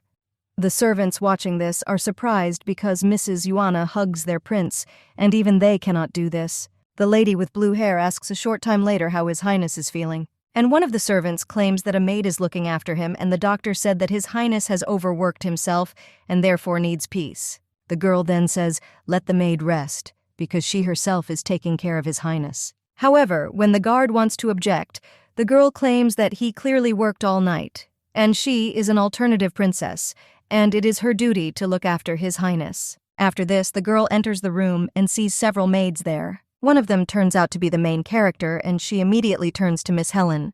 But the girl says that they can go on vacation, because she will look after His Highness. After which she also pats the young lady on the shoulder, which makes Yuana flinch. Afterwards, the young lady apologizes to Miss Helen for not talking about yesterday's events. And the lady with blue hair claims that she heard that Vivien subdued the young lady with magic and tried to put her into eternal sleep. Helen also claims that she did a poor job of failing to protect her, and the young lady and His Highness were in danger. And Miss Charlotte, without even thinking about herself, rushed to save His Highness, and she was not even able to do anything. And now she can only free Yuana from looking after His Highness Concrete, and offers to do this work for her. The main character then nevertheless agrees, and a little time later His Highness already opens his eyes. When he looks at the girls next to him, he sees that they are sleeping. When you look at the main character and how she sleeps, you just smile. But then the lady with blue hair suddenly wakes up, and then he jumps up from his seat saying that His Highness has woken up and asking how he feels. The guy claims that he is fine, but his head is still a little dizzy. After this, he turns to Helen and says that the maid yesterday helped him expose a witch, so he has bad inclinations and he wants the girl to become his personal guard. The main character then wonders why she thought that she would become a security guard, but the lady with blue hair turns to His Highness and claims that Yuana is her personal maid. But at the same moment, the main character falls to her knees and claims that she agrees to be His Highness's personal guard. But if she leaves, then Miss Helen will crunch, so she begs the prince to do something that will bring her smile back. The blonde then tells her to tell him about her desire, and the main character then asks him to help Miss Helen's kingdom. The guy just smiles at this, and then claims that suspicions about Helen's connection with the witch have been removed, and he just wanted to invite his father to support Sven's kingdom, and he really appreciates the devotion of the young lady Helen and hopes that she will also serve her faithfully. The main character then smiles and claims that she will serve His Highness faithfully. A short time later, a lady with red hair also enters the room and screams that His Highness has finally woken up. Well, when the girl approaches him, the prince just hugs her. The lady with red hair then tells His Highness that he will strangle her, and the guy then asks if everything is okay with her because he doesn't know what came over him, because as soon as he saw the girl. Well, the young lady doesn't let him finish his sentence and says that even if he hurts her, she will still be happy because when the prince hugs her, she will feel his love. The young man says that it seems right to her and that he really loves her. Such a woman then asks if she can call the prince by name, and the guy replies that it was created for him and exists for her to pronounce it. Then the girl asks if Vincent could introduce her to His Majesty the Emperor because the Highlands are a small seaside, and she is afraid that they will look at her with contempt. And she also doesn't have a decent maid, so the girl asks if the prince could ask Miss Helen to give her her personal maid. The blonde then asks if the girl is talking about Yuana. After all, if so, he will choose a better one for her, because Yuana is already his personal guard. The main character is standing near Helen's door at this time and is about to knock. But at the same moment, the lady with her blue hair opens the door, and the sight of Yuan turns to her. The main character at the same moment says that she will miss her, and after that, the two girls laugh. Helen said that she remembered the story with that dress, and the main character claims that she and Miss did a good job then. She then turns to the lady with blue hair and states that no matter where she is, she will always be her friend. Helen is a little surprised by this, and then begins to shake. She claims that the young lady has helped her so much and thanks her for Sven's kingdom. The girl starts crying and claims that she can't repay her in any way, and she even got angry with Yuana then. But then the lady with blue hair wipes her tears and says that from now on she won't cry anymore and will become someone she can rely on. The main character then, with a smile on her face, tells her to promise her. After which they make a pinky oath to each other, and a little time later the main character is already laying out her things. At this time, the blonde is in prison and asks His Highness to listen to her, and the main character at the same moment takes medicine for His Highness. A little time later, the guy is already in the bath, and Yuana at this time comes into his room and claims that the doctor told His Highness that he needs to continue taking his medications, but the girl does not understand where the prince himself is, after which she puts the mug on the table and tells His Highness that she will leave the medicine there. But when the young lady turns around, she crashes into something, and it turns out to be the prince who is tying a towel around himself. The main character understands that his body will never tell that he is sickly, and how could he pretend to be sick for so long? The prince asks the young lady why she is still dressed as a maid, and the girl claims that the guards on the ship do not have a spare uniform and she can only get one in the palace, after which she says that she will go. But the prince tells her to wait and sit next to him because he needs to talk to her. The main character understands that these words convey instructions, so she decides not to resist, after which she, with a smile on her face, turns to His Highness and asks what interests him. The girl wonders if she will have to work overtime after such a trip, but her boss is covered only with a towel, and this is harassment right in the workplace. But the prince then claims that Vivien is not the only witch. When she was in prison, she screamed that she was not a witch, and she was not the only one, because Helen and Charlotte too, and these women were not worthy of being near him, because only she truly loved him. The girl also screamed for His Highness to save her, because she didn't want to lose. And now the guy turns to the young lady and asks if she knows about other witches. The main character turns to His Highness and says that only Vivien's magic proves that she is a witch. But there is no evidence that it is the witch of his assassin's ambassador. The blonde argues that Vivien's situation shows that the palace is not that well protected. And at this time, the young lady sighs and thinks that it seems that the prince does not know about the princess game. The young man then points in the direction of the bedroom and orders him to bring him a robe because it is cool on the ship. And a little time later, when the main character is already helping His Highness get dressed, he asks if she knows the duties of a guard. The girl replies that he guards the palace and deals with trespassers. And the prince claims that when the guard sees that the gentleman has just left the bath, he helps him get dressed without any reminders. The main game does not understand that this is obviously a stone in her garden, after which he tightens the prince's robe very tightly.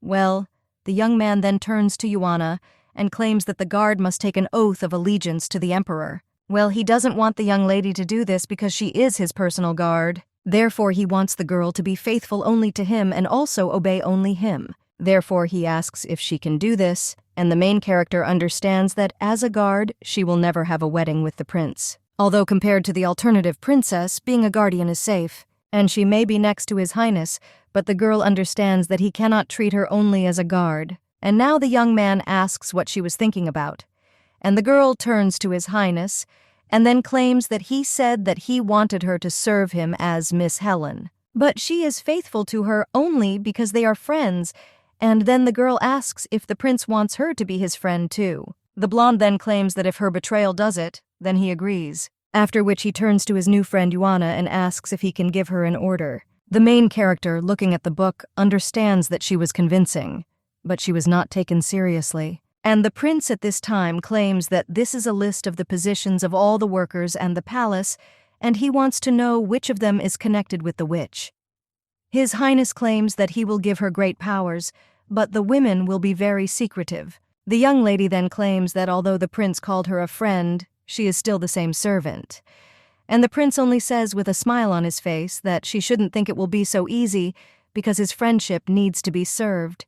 However, then someone else comes into the room and asks if Vincent is there. It turns out to be a lady with red hair, and seeing Miss Yuana asks if she is there too. Charlotte says that Vincent seems to be such a workaholic, unlike her. And His Highness then waves his hand and tells Yuana that she can go, and the main character obeys. And the prince then approaches the lady with red hair and says that he has something for her. The girl claims that she will treasure everything he gives her. And the guy says that this is not a very precious thing and then takes out a red ribbon. And he ties her to the young lady's hand, after which he kisses her and asks how she likes the symbol of his feelings for her. The girl only smiles in response to this, and at this time the main character leaves the room. Yuana realizes that for the first time she hears the gentle voice of His Highness, and he even allowed Charlotte to call himself by name. Therefore, the main character thinks whether he is in love with her, but the girl understands that he always saw her tricks, so how could he fall in love with her so quickly? But suddenly someone turns to Miss Yuana. It turns out to be the same lady with red hair. She claims that she wanted to ask Miss Helen to give it to her, but Vincent beat her to it. The main character tells Miss Charlotte that she is very sorry. The lady with red hair then claims that Vincent said to set her up, and that's why she gives the girl this ring, and also claims that she won't lose it. However, Charlotte says that this is somehow wrong, and then she claims that then let it be a gift from her and Vincent. The girl also takes off the ribbon that was just presented by His Highness. The main character says that this is a gift from His Highness. The lady with red hair says that it doesn't matter, and Vincent promised to shower her with gifts, so he doesn't mind because she knows his feelings for her even without these gifts. The young lady then accepts the gift and thanks Miss and His Highness. But the girl wonders if kindness and gifts are Charlotte's first attack. 2 days later, the main character is already stamping a letter in which she apologizes to the Archduke for such a late response. The girl also writes that together with Miss Helen and His Royal Highness, they spontaneously went on an exciting sea voyage, and she has good news for him. After all, His Royal Highness transferred her to personal security, and although the training of the guards is difficult, she quickly got used to it. And perhaps when His Highness goes to inspect the lands, she will go with him and will be able to see the Archduke. The girl also thanks the man for the letters and gifts that he sent her, because she was very surprised when she returned and saw the whole mountain. She also writes that she hopes to thank him in person. Now the main character is already putting a wooden sword to the neck of her opponent, and someone reports that Yuana gets first place in fencing. The chief guard says that in training on tactics and endurance, the young lady also received first place, after which he turns to the other knights and says what pieces of garbage they are, because even the girl who just arrived is better than all of them combined. The knights immediately run up to the young lady and ask her to become their teacher. One of them claims that they do not want that stinky head guard to scold him again. The main character then apologizes to the guys and says that she is a bad teacher. The girl understands that endurance depends on work and her abilities developed when she was trying to survive in the office, so the young lady does not even understand how she can teach them this. And her fencing abilities are due to her birthmark. The girl now understands that you can be a social reject and then leave this life and become a princess or a guard. In addition, the young lady also learned to quickly respond to the warning of a mole. A non-fatal danger is signaled by the fact that moles resemble pleasant warmth, as if from the sun. A great avoidable danger is described as feeling like being burned by hot oil. And the possibility of falling into eternal sleep is described by the feeling as if the whole finger was dipped in boiling water, and the girl felt this for the first time because of this stupid prince. The chief guard claims that training is over for today and horse riding tomorrow, but he does not think that this is a problem for the girl. The main character, hearing about horse riding, thinks how people of the 21st century can cope with a horse. And a little time later, when they are already sitting at the table with Helen, she just smiles. Then she claims that she thought Yuana was perfect in everything. The main character then turns to Helen and asks not to laugh at her because she did a good job on her dress. And the lady with her blue hair says that this is true, and then she notices the young lady's sleeve. The main character says that she probably heard him during training, and Helen tells the girl to give her jacket. The main character, seeing her jacket being carefully sewn up, asks if Miss always carries a needle and thread with her, and the girl replies that she likes the hand, and then she finishes, and claims that he will ask His Highness to ride horses and also take her. Their main character rejoices at this, and then thanks Miss. The young lady then continues to eat, and thinks that it is a pity that she did not meet Emma in the garden this time. At this time, His Highness comes to the Emperor along with a lady with red hair. The guy introduces Princess Charlotte of the Highlands to his father, and the girl then bows and says that it is a great honor for her to meet His Majesty.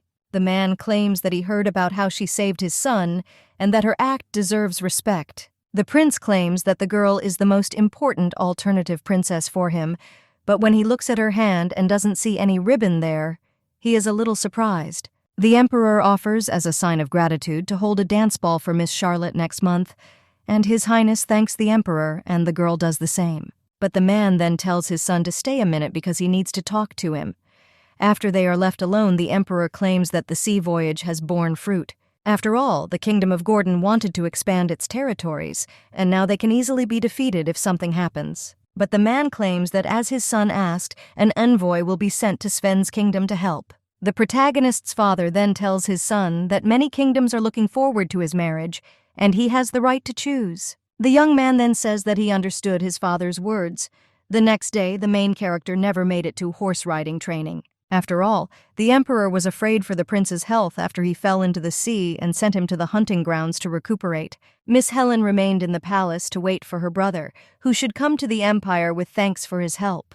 But the girl looked a little downcast when His Highness went with Charlotte. The main character understands that she must go after the prince, but the girl then doesn't understand at all why the guards, who don't know how to ride in luggage, and shouldn't she ride next to her master? Well, suddenly the young lady hears someone talking, and one of the voices claims that he heard that going to the hunting ground is not an imperial order. And they say that Miss Charlotte wanted to hunt, so the prince quickly gave orders. Another servant says that it means it's true that fucking hunting in such a season seems a little strange. The guy also claims that Miss Charlotte enjoys greater privileges than Miss Vivien, and Miss Helen has been in the palace the longest. A short time later, they are already on the hunting grounds, and the main character sees two beautiful horses. The young lady also claims that these two horses are simply amazing, and the man who looks after them says that the white horse is called Mika, and the dark one is Graphite, and they are the most valuable in the royal stable. But suddenly someone approaches the young lady and says that if he were her, he would not come so close to the black horse. It turns out to be His Highness, and he claims that Graphite is the most obstinate girl. The main character then asks in surprise if this is a girl, and the prince replies that yes, and Graphite, this girl, Mika, is a boy. After which, he points to the injury on the white horse and claims that it was the Graphite that hit him during the mating period. The prince then says that the girl can come up to pet Mika. The young lady says that this is His Highness's horse in this way, as she can. The blonde just claims that Helen said that Yuana doesn't know how to ride, so she needs to learn. After which he comes closer to the young lady and says that if she does not learn, she will simply offend him after his horse. Yuana realizes that this guy is truly creepy when he shows his true colors. But when she brings her hand to the horse, she just sighs, from which the main character gets scared and pulls her hand back. His Highness looks at the young lady, and she realizes that he just snorted. But suddenly the prince's head begins to hurt, and the main character asks if everything is okay with His Highness. The guy claims that it's just slight dizziness, and that he's probably not fully recovered from falling into the water. The main character then suggests going to see a doctor, but the prince says he shouldn't, and then tells the young lady to get on the horse. The main character tells the gentleman that he does not need to personally teach her horse riding, and the guy just smiles and says that when he sees her clumsy ride, his dizziness will immediately go away. The girl then turns to His Highness and invites him not to behave like that in public because the guards consider him sweet and kind, but the guy claims that he is only pretending to be like that. Suddenly, one of the guards reports that Miss Charlotte is there. Now he always turns around and looks at the lady with red hair, but when he turns back, then he sees that the main character has already managed to get away. The guy then turns to his horse and claims that it got away from them. At this time, the gardener is working in the stable, feeding hay to the horses, but the people around begin to whisper, and one of the servants claims that the guy's skin color is like an eyesore. One can only believe that he was cursed by a witch. The woman claims that this is so annoying and does not understand why the palace sent this guy as an assistant, and the man asks what about making him deal with horse manure, after which he approaches the gardener and tells him to go and collect horse manure.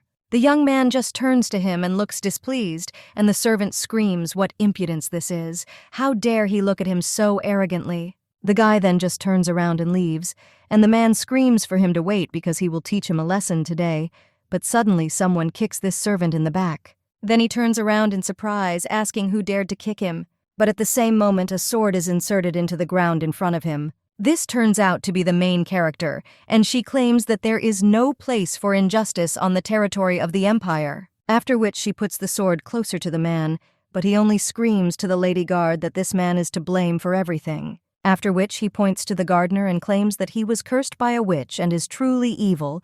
The man also screams that they cannot work with him. The guy then just looks away, and the main character asks what he's doing there. The servant then claims that he needs to prepare food, and the horses are wayward in such hot weather. The young lady then puts the sword back in its scabbard and asks if the horses are disobedient. The man replies that they are already back to normal, and the main character asks whether the gardener harmed anyone and whether the servant saw his evil deeds, to which the man does not know what to answer. And the young lady then turns around and claims that it turns out he has learned his lesson, and this time she will not report his behavior, so let him think about it carefully. The young man with blonde hair just looks after the girl, and a little time later, the two of them are already walking across the field. The guy then claims that the witch was first found in his hometown, and it has always been known as the Cradle of Witches. The witches manipulated his people, and many became soldiers in the witch army. But later, the Golden Rose Empire helped them escape from the witches, but the witch was angry with the traitor and put a curse on them. Therefore, wherever they went, people always experienced only fear and disgust, and these people were always lonely. The guy claims that everyone on the mainland knows this story, and the main character then has a bit of a task. She replies that she is from a small town, and her family does not like this story, and there are people who do not believe in legends. A young man with blonde hair when he smiles and says that she is the first of all the people he has met. The main character, looking at the guy, thinks why he is so lonely even when he smiles.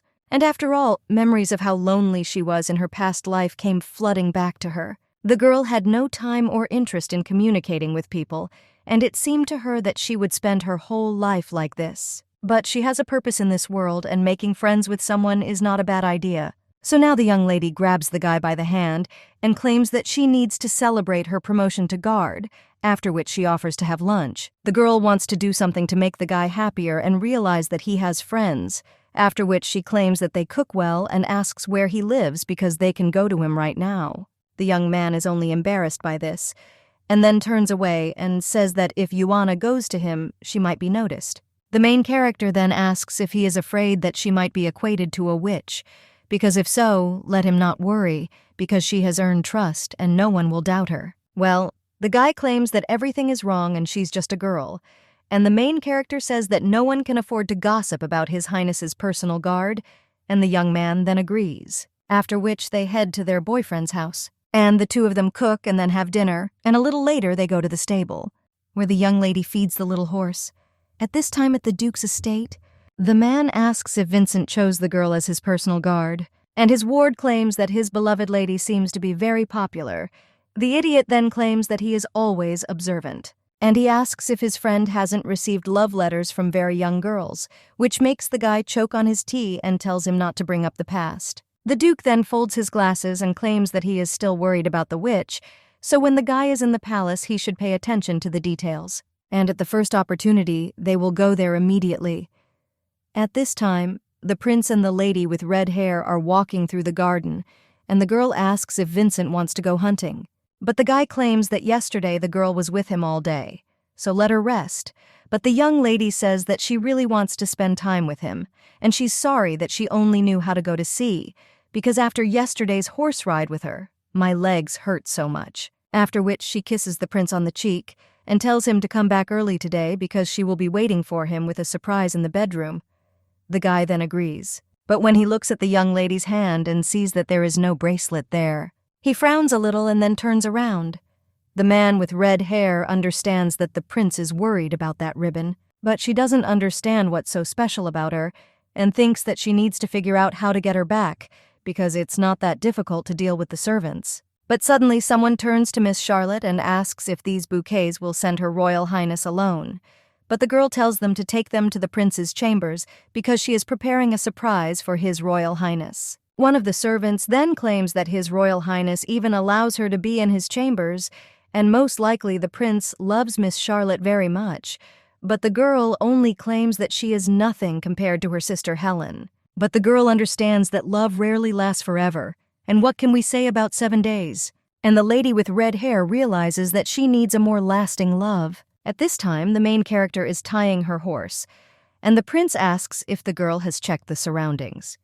The young lady claims that she checked everything and everything is safe, but she understands that the prince always has this expression on his face when he's next to her. But today it is even colder than usual.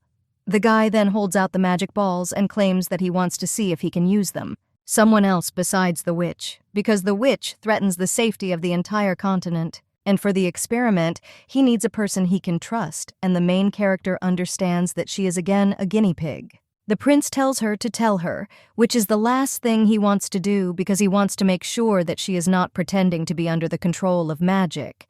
And the young lady says that the last thing she wants to do now is get close to him because he gives her goosebumps.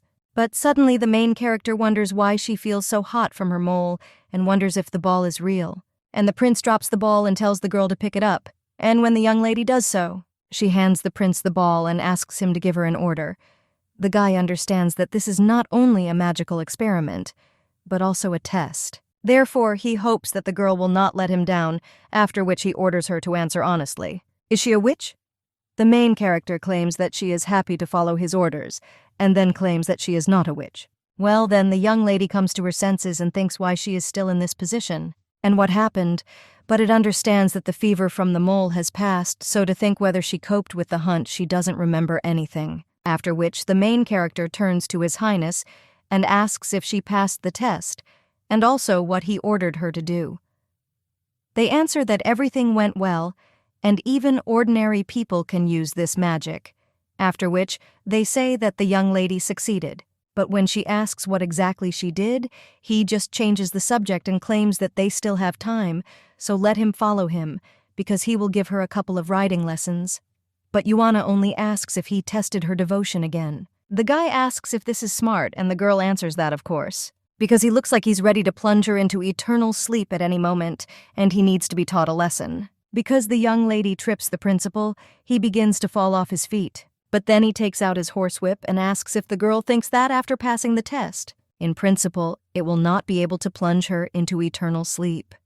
But the main character tells His Highness to think wisely, because who else will be close to him just like she is? Knowing his true face, well, His Highness only asks if the girl thinks she knows him, and the main character does not answer that, of course. And now he is just angry. And when the guy waves his whip, she claims that it's probably because of them that Charlotte has been fascinated by her lately. The young man claims that this has nothing to do with Yuana, and the girl then takes the whip from His Highness and tells him that she is the first in the ranking among all the guards. But suddenly the prince pulls the young lady towards him, which makes her a little surprised and claims that first place doesn't mean anything.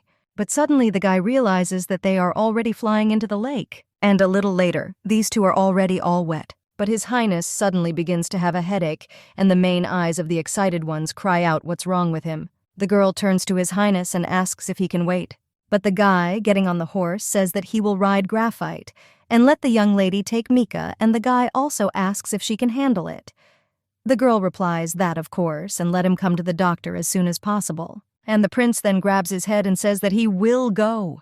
But due to sharp pain, he suddenly kicks the square, causing it to immediately jump up and begin to run. The main character then excitedly turns to His Highness. Well, the horse appears very quickly, and the main character understands that he is heading straight into the forest, where the animals are fiercer, and if she does not catch up with the prince, he may be in danger. After which the main character looks at the horse and clenches her teeth. The girl remembers how a young man with blonde hair told her not to be afraid, because even though horses are big and strong, they are a very gentle creature, so let her just remember 3 things. And now the young lady understands that she must overcome her fear, and then screams that they urgently need to catch up with the prince. And the lady with red hair, and at this time with a scarf on her face, decorates the room with yellow flowers. The girl understands that she did something like this in a past life so that more people would love her. But alas, she still wasn't very popular, and when she takes off her bandage, the girl realizes that today is the last day of the spell. Therefore, she thinks that if only Vincent does not let her down. When His Highness and the main character return late at night, one of the knights cries out whether His Highness is okay, and the young lady claims that when His Highness was about to ride, the Graphite abruptly carried him into the depths of the forest. But fortunately, His Royal Highness jumped off the horse and she found him and then brought the horses. The blonde then claims that he doesn't even know where the young lady got such riding skills because he wanted to get there faster and he's embarrassed by this whole situation. The guy also claims that from now on he will teach her horse riding, but the main character thanks him a little coldly. One of the servants then claims that the prince treats ordinary guards so well and that he is the true crown prince. But the main character understands that he just wants to teach her in order to mock her. The crown prince only asks why Charlotte didn't meet him, and didn't she say that she wanted to see him in the evening? The guy then turns to His Highness and claims that Miss Charlotte was very worried about his long absence, and she even led a detachment to find him in the forest. The guy then turns to Yuana and tells her to get someone and bring Charlotte to him. He also states that he will wait for the lady with red hair in his chambers. Well, the main character then turns to His Highness and asks how it's better for his headache to bring a doctor first, but he quite answers that he is already much better, so he offers to postpone everything until tomorrow. The young lady then agrees, and then wonders if she actually really cares about Charlotte. And when entering the room, His Highness notices that there are a lot of flowers there, and when one of them falls into his hand, the guy sniffs it tenderly. And then in his thoughts he thanks Charlotte for preparing so much for him. But suddenly the young man realizes that his body has begun to burn and he is breathing heavily. The guy then looks all red at his hand and thinks what's wrong with him, it's so hot in the room. The young man also realizes that his mind is completely empty, but suddenly someone approaches him, and the young man hearing this immediately attacks the girl and asks if it is Charlotte. He asks the young lady to say that it is she, however, when he sees the ribbon in her pocket that he gave to Charlotte, he immediately grabs it and realizes that it is she. At this time, the servants inform Miss Charlotte that the search of the hunting grounds did not yield results and asks whether they should go further. The girl understands that the moon will soon be zenith, and if she misses the opportunity today, then her magic may no longer work. But the horse seems to be excited because of the floral scent emanating from it, But suddenly all the horses begin to go crazy, and the guards cry out in shock what happened to the horses. The red-haired lady's horse also begins to rush forward, and one of the guards screams that they need to protect Lady Charlotte. At this time, a young man with blonde hair is watching all the horses. Earlier, one of the servants had approached Lady Yuana and said that she needed to go change first, while another had stated that they would meet in the stables. But the main character said that the main thing is to find Miss Charlotte. However, the guys then pointed a little embarrassedly at the young lady's pants, and after she looked at them, then she saw that her pants were torn, and the girl was thinking what a conservative era it is now. A little time later, when the young lady has already changed her clothes, she thinks that the change uniform has not yet dried, and she can be transformed into a long dress or thick pants. However, judging by the reaction of the prince, Charlotte occupies a special place in his heart. And now she is the closest to winning the game. But then someone puts her hand on the young lady's shoulder. It turns out to be a guy with blonde hair, and he claims that he needs to tell her something because someone has collected a lot of golden flowers that have the properties of a paddy wagon and can knock down a horse. Right now, His Highness the Crown Prince is pinning the young lady against the wall, and he says that Charlotte still wears it, and that's good. The main character realizes that she forgot that this ribbon was in her dress pocket. Well, she understands that the prince inhaled too much of the smell of flowers and is now completely delirious. The young man then grabs the girl by the face and does not come closer to her. And Yuana understands that he is too strong and she cannot push him away. The guy then addresses her, calling her Charlotte, and still moves closer. But suddenly the main character finds a solution to this and simply hits the prince on the head, which causes His Highness to fall to the floor, and Yuana thinks that violence or physics work best in such situations. Well, when the girl looks around the room, she realizes that these are those golden flowers, and Charlotte should have known that they act as an aphrodisiac. After which the young lady picks up the prince and thinks that the violence worked well. And it would be nice to stay in the prince's bedroom, but she doesn't like being entangled with other people. After which the girl takes His Highness to her room and thinks that everything is very suspicious, and whether Charlotte wants to get pregnant from the prince. Because if so, she just needs to prevent Charlotte from getting closer to him. The girl also understands that Emma said that Charlotte could return in the morning, but when the main characters are about to leave, someone grabs her hand. And when the young lady turns around, she sees that it is His Highness the Prince. The guy looks at the young lady and asks her not to leave and not leave him alone. The girl looks at the prince, puzzled, but he only asks if Charlotte will stay with him until the morning. And the main character understands that a similar effect from the flowers has not yet ended. The girl is already wondering whether she should just hit the prince and let him sleep until the morning. Well, the guy then says that he knows what the girl wants and then drags her to him. The young man says that she does not love him as much as she shows, but her goal is to marry the Empire because he clearly sees all her tricks. The main character then wonders if he is talking about Charlotte, and the prince says that those flowers were beautiful, and that was the only moment when he almost believed in her love. This is another young lady trick. The young man also says that she likes to pretend, but she doesn't do it as stupidly as Vivien. She always plays her role desperately trying to make a good impression on him, and the guy just wants to laugh from all this. And she is not ideal for the role of the bride. Well, the blonde then claims that he still loves her and hugs the girl a little tighter, saying that they love her because she is so frivolous, but so beautiful. The lady with red hair is on the ground at this time, but a little time later she is found by a guy with blonde hair. After which, she approaches the girl and remembers how the main character said that she suspects Charlotte that she deliberately brought these flowers there to confuse His Highness, and she must save the prince. That's why she asked if he could help her detain Charlotte so that she wouldn't return too early. Now the lady with red hair asks if a guy has been sent to find her, and when he nods, then Charlotte claims that she fell from her horse and cannot move her leg, so she asks if the guy can look at her because she needs to be expelled quickly, and the girl thinks that Vincent has already returned. The gardener claims that she has a severe sprain, so the girl cannot move her leg, but it's better for her to rest and return to the palace in the morning. The young lady gets a little angry after these words, and he orders the guy to take her to the palace right away, but the young man replies that it doesn't work like that. After which the lady with red hair takes Togo by the chin and says that she knows about his terrible past and that he is being rejected. But if the guy helps her, then she promises that no one will ever dare to say a word to him. The girl also asks if he knows that he has taken on the burden of acting on behalf of the entire empire. and he may be convicted. At this time, the prince is still hugging the main character, and she says that it means he knows everything. The girl understands that this is a chance to take advantage of his condition. The prince says that this is a palace and such things are commonplace for members of the royal family. One of the most important laws of survival is to maintain a beautiful illusion and dramatize the romantic love story of a prince and princess. The young lady then claims that this is not what he needs. And the blonde says that the girl's stupid head sometimes seems to come to the right conclusions, but the young lady then asks what he wants. And the guy asks if she would believe him if he said that he just wanted her love with all his heart. At this time, the lady with red hair is already about to climb onto the shoulders of the young man with blonde hair, but when the girl does this, she says that she is not interested in him because she just urgently needs to be expelled. And the guy then asks her not to move so sharply, but the young lady's leg then slips off, and it only damages her more.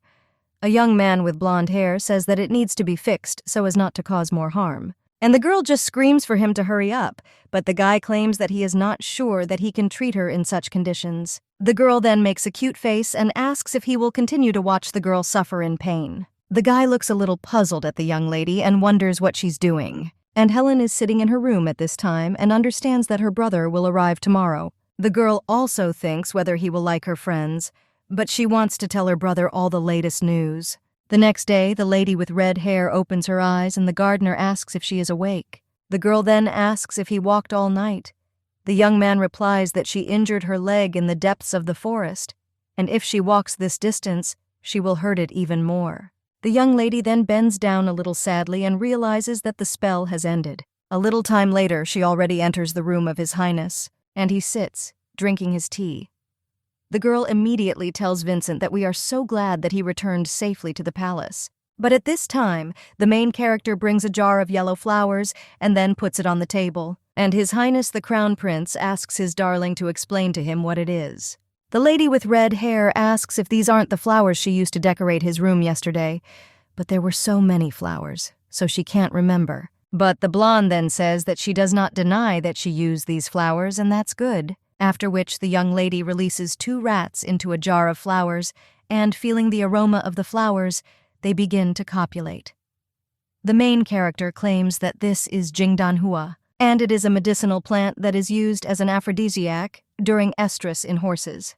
It acts in a similar way on small animals as well as on people. Therefore, now the girl turns to Her Highness and asks why she decorated His Royal Highness's room with the flowers of this plant and in such a huge quantity. But the lady with red hair then only pushes her maid. And after that she rushes to His Highness. She stands on her bad leg and flops down to the ground in pain. The young lady tells Vincent that it's so hard for her to walk, and last night she went into the forest to look for him and then fell with a horse and seriously injured her leg.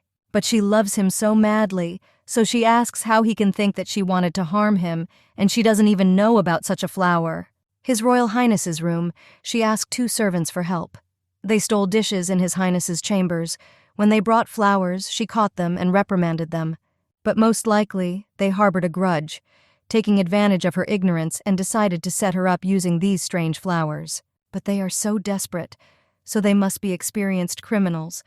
The girl also turns to His Highness and talks about looking for their housing, but they will definitely find evidence there. Now 2 guards are already taking these people away and claiming that they are guilty of stealing royal property and framing the princess. Therefore, by order of His Highness, they will be executed tomorrow. His Highness turns to the young lady and says that he is ready to believe her and will check these servants. The young lady is already very happy about this, but the guy then claims, "What takes this gift?" and then shows the ribbon. The lady with red hair looks at her and wonders if the maid returned the ribbon to the prince. But if that's the case, she's a pretty loyal dog.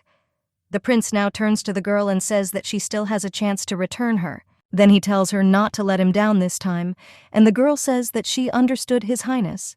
The girl understands that his voice is as sweet as always, but in his eyes the affection instantly disappeared. The main character now turns to the prince and says that he knows that those 2 servants have no motive. Well, the guy says that there is no need to remember this, and the young lady says that she told him in the morning that Miss Charlotte set it all up.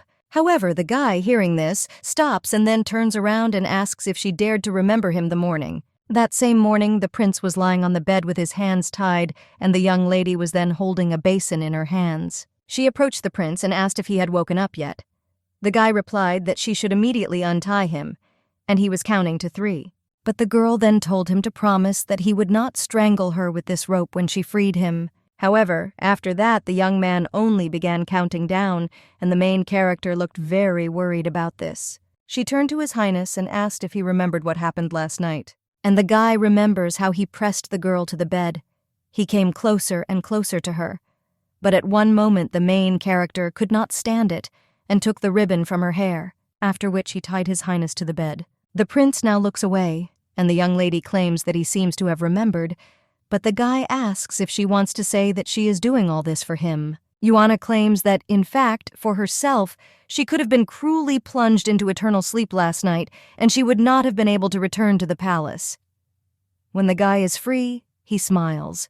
Then he asks if he found out because Charlotte did this to him. The young lady replies that she used the yellow flowers, which she gives to horses as an aphrodisiac, and that this plant drives people into madness. The girl also wipes away the marks from the tape and asks if he thinks that this is the work of Miss Charlotte and if he wants to investigate. Well, the guy asks if he looks like the idiot that women easily fool. And the main character understands that the same idiot confessed his love to Charlotte the other day. The prince at this time tells the girl to call Miss Charlotte when she collects the evidence. And now she is still heading for His Highness and asks why he spared Miss Charlotte and executed 2 innocent servants. But the guy is only asking if he should break off diplomatic relations between the 2 countries. Because of her little trick, the girl already understood everything as soon as she entered the door. Well, the main character thinks that this is all too strange because the guy has completely returned to his usual emotionless appearance. And that means his love for Charlotte has disappeared, and so the girl thinks, who else can pretend so skillfully? And sitting on the horse, the main character understands that she cannot get the answer to this question, so it is better to hide it in her heart, because the only progress is the situation with work on the hunt. Now they are all returning to the palace, or the main character is thinking how much happened during this hunt. But suddenly she sees someone familiar, and it turns out to be Helen. But the young lady doesn't understand who else is standing next to her. The guy comes closer to them and, turning to His Royal Highness, says that it is an honor to meet him. The young man claims that he is Helen's older brother, Castor. His Highness says that he remembers him and asks if the guy came to visit Helen, but the young man only runs up to His Highness. And he says that he came to thank him personally because he saved his damned sister, and now he is so wise and fair to leave their kingdom. The main character then asks in a whisper whether His Highness has a guy with such a high opinion of him, and also answers that his ears are already hurting. And Helen at this time apologizes to my lord and says that her brother likes to chat. The guy claims that he just finally met His Highness and got a little overexcited. But the young man also turns to His Highness and says that he has one request, and after the prince asks what kind of top guy, asks not to push Helen away because his sister is honest with him and has always tried to avoid him because she is afraid of men and cannot be with them for a long time. The lady with blue hair then screams in surprise, why did her brother do this? And the main character realizes in shock that he has just told her secret. His Highness then asks Helen if this is true, and the girl remains silent for a bit. But after that, with tears in her eyes and a shaking voice, she apologizes to my lord because she lied to him. The girl falls to the ground and screams that she cannot contact men and lied to him, but she is not worthy of his forgiveness, so she simply asks to be allowed to be with him. The main character, worried about Helen, immediately comes closer to her, but her brother gets ahead of her. He approaches his sister and screams to His Highness that the girl did not lie to him on purpose, because his sister has had poor health since childhood, and she left the palace only for a trip to a country mansion. And later they found out that the man who looked after her offended and beat her, after which she began to be afraid of men. And Helen didn't want them to worry and keep quiet about it. But they found out about everything when the witch cursed them, and they turned into swans, because that's when they met Helen. Now the guy turns to His Highness and says that he saved Helen and them, so the girl wanted to be with him, but was afraid that this secret would make him hate her. The girl, with tears in her eyes, tells her brother that she deceived His Highness. And the young man with blonde hair then says that Helen lied to him. The girl then realizes her mistake and just sits silently on the ground. And His Highness then claims that he likes this lie, and the young lady is very surprised by this. The guy extends his hand and says that even if she was afraid, she was still there, and this lie made him understand how much the girl loves him. He remembers how much time passed in the palace until she was able to hold his hand, and he thought that the young lady was just very shy, but it was a sign that she accepted him. The blue-haired lady agrees with His Highness and says that his tenderness made her forget about her fear. The guy then claims that the weather is fine and suggests they take a walk together in the garden, but the young lady then asks if His Highness won't punish her. The prince then says that his punishment is that the girls must not let go of his hand, and Helen is embarrassed by this and then agrees.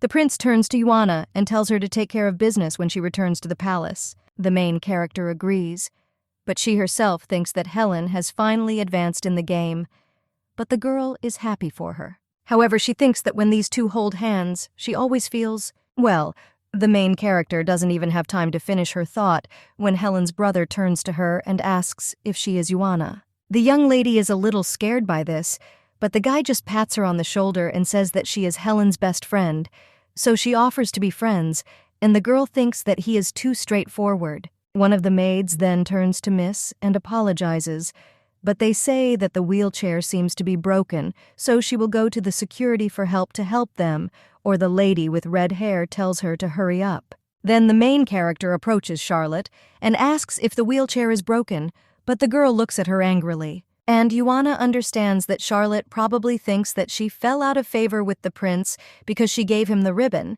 although the main character understands that she wanted to remain in the shadows. But everything had to be resolved. Now the boy with blue hair is shocked and asks if the young lady fixed everything, and Joanna says that the screws were loose and fell through, so it was easy to fix, and she fixed everything so Miss Charlotte can return to the palace. But the woman then grabs the young lady's hand and asks if Joanna feels sorry for her. The main character then asks what Miss is talking about, and she claims that she knows that the girl is faithful to His Highness, but that ribbon is also a gift that she gave her, and His Highness pushed her away because of the ribbon. So the lady with red hair asks if the girl feels guilty before her. The main character doesn't even know how to answer this, and thinks that if she were a simple guard, then it would be wrong to hand her over. But they are also competitors in the game. The lady with red hair now says with tears in her eyes that if the young lady wants to help her, then let him help her to talk to His Highness again. But suddenly a young man with blue hair stands between them and says that his sister is more beautiful when she cries. The two ladies are in complete shock at such words, scorching and screaming that even though he doesn't know everything, everything is useless if she cries so mediocrely. After all, if a young lady has a misunderstanding with Her Highness, then let her go to him and let her run quietly as if there is no one better than her in the whole world.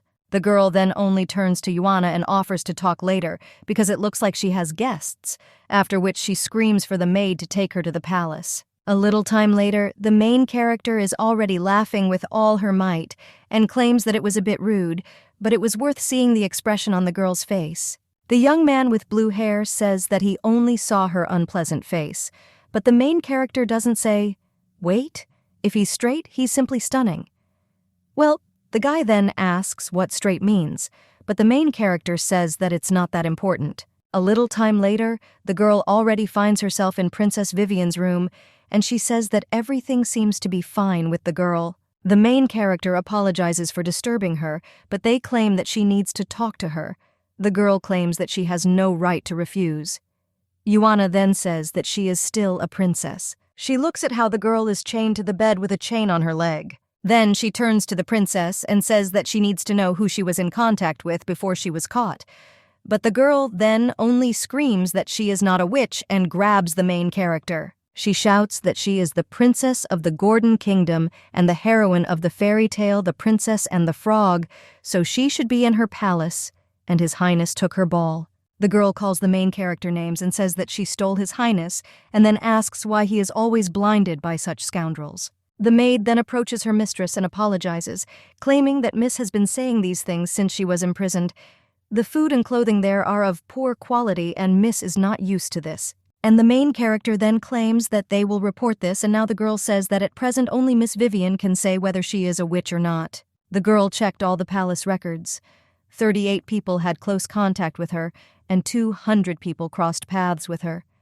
Half of these people served the banquet where the assassin appeared, and now all these people are being checked. The young man then, with a smile on his face, claims that this is an excellent job, and then she asks if Helen also communicated closely with her. The main character replies that yes, everyone will be checked, after which she helps His Highness put on his jacket. And the guy says so. Apart from him and Helen, everyone was executed, which is why Yuana's jacket falls out of her hands. The girl excitedly tells His Highness that this is more than 100 lives, where the man claims that the safety of the royal family is more important. And there is nothing wrong with the girl saving those 2 servants, but when it comes to the witch, he is not so kind.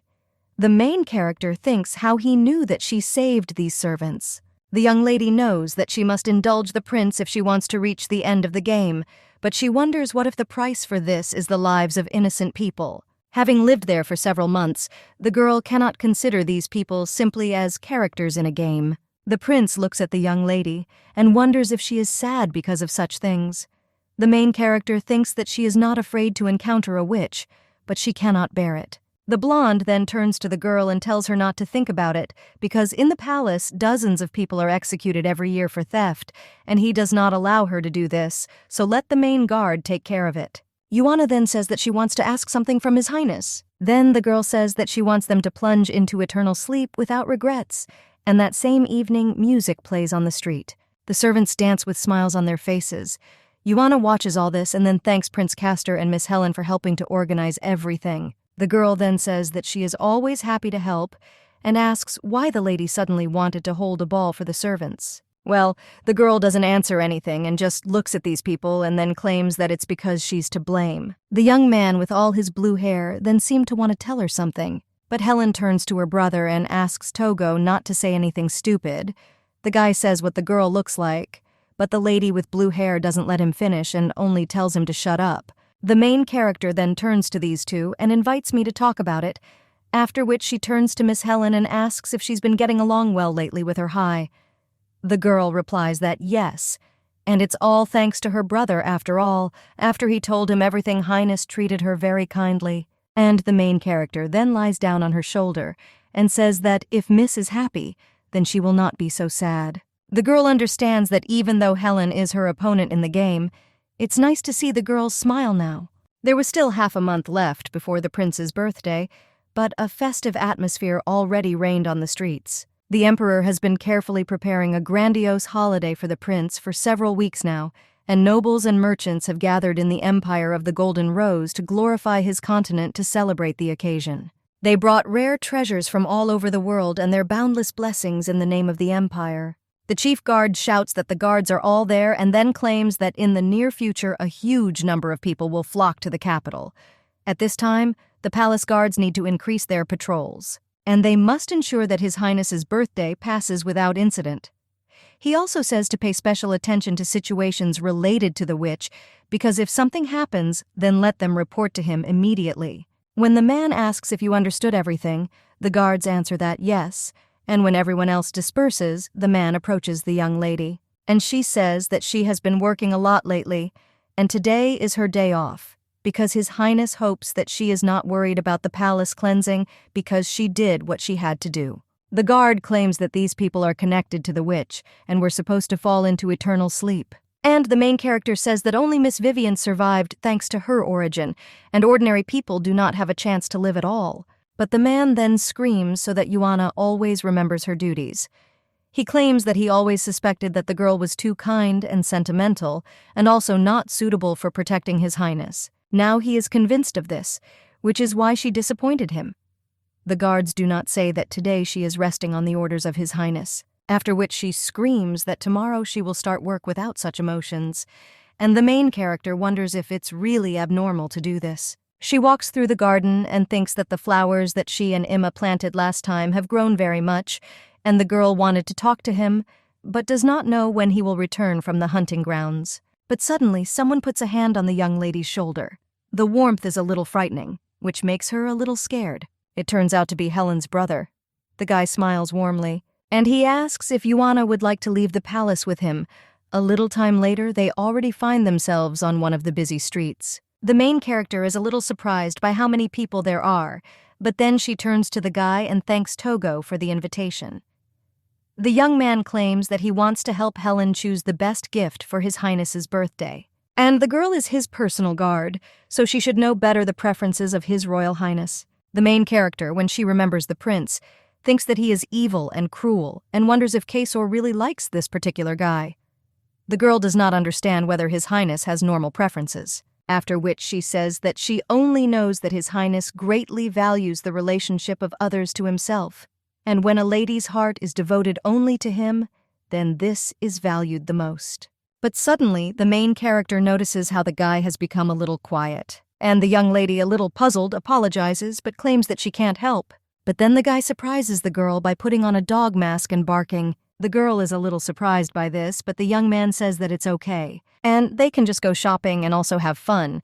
The guy also says that he has a big dog that he likes to walk with. But then he asks if you offended the girl, and he just sees that you've been in a bad mood lately and would like her to dispel. But suddenly someone puts his hand in Castor's pocket. Well, when he turns around, he only sees the thief's grin, and the guy immediately screams that he lost his wallet. But when he turns back, he sees that the main character is already holding the thief in her hands, and also hands the wallet to the guy, asking if it's him. The young man then says that Yuana is incredible and almost glows with joy. A little time later, they already enter the bar, and everyone begins to wonder why the girl dares to come there at such and such a time. A waiter approaches the young lady's table and tells the dear guests that since an assassin sent by a witch appeared in the palace, they are trying to stay away from these damned people. After all, who knows, maybe they are recruited by witches. The people in the hall continue to whisper. Some of them say that it was terrible to let her come in and beat her so suspiciously, and this only makes the girl droop. The main character then asks what kind of nonsense this is because the baby needs to eat because she hasn't eaten anything for 3 days. Well, the girl then jumps up from the table. Then she runs away and screams that she doesn't need their pity. The waiter tells Miss to discard this stupid sympathy because they are born such degenerates. But the young man with blue hair says that they should not dare talk to her like that. The man asks what he said to the young lady, and the young man with blue hair then says that she is his bride. The guy gets down on one knee and says that he fell in love with her at first sight and admires her kindness and strength, after which he asks if Yuana will marry him. The main character then asks in shock what he is talking about, but everyone in the hall immediately begins to whisper. The girl remembers her plan that she should marry the prince and then return to her world, and he understands that Castor's plans burst in here. The guy says that even though he is an ordinary baron, he will always treat her well, and Helen really likes the young lady, so his family will not be against their marriage. And even if she is not ready to get married now, he will wait for the day when she wants to resign from the prince. People say that the guy is barely Lenin, and it's no wonder why there is such a noble atmosphere there today. Someone else says that now that the witch has weakened, he will definitely be able to protect her, and she will not have to worry about anything for the rest of her life, so people scream for the girl to agree. But then there is the sound of a plate being smashed on the floor. It turns out it's the main character because she threw the dishes. All the people look at the girl in shock, and she claims that this concerns only the two of them and they will sort it out themselves. After all, she is not an actress, so she is not going to provide them with a show. That same girl is watching all this through the window at this time. And looking at the main character, he thinks how beautiful she is. A short time later, the young lady and Castor are sitting at the table, and the guy asks if the girl hates him. He apologizes and claims that he always says inappropriate things, and Helen often tells him to be more careful. But since he and his brothers are illegitimate children of the king, they did not receive the proper education, and even though he is an ordinary baron, but he will do everything to get a higher title. The main character only says with a smile on her face that she doesn't hate him. Well, she won't be able to agree to become his wife because she has other concerns. The girl understands that regardless of whether she wins or loses, she must leave this world. The guy looks at her very sadly, and when the waiter approaches them with a drink, then the young man immediately drinks a whole glass. The waiter turns to the mix and says that she hurt her crush and a very good person. But the main character just puts a few gold coins on the table and tells him to tell him why lately they say that the witch has weakened. The man, already in shock, realizes that the coins are real and says that the miss asked the right person because their pub has the best reputation and they know the most news.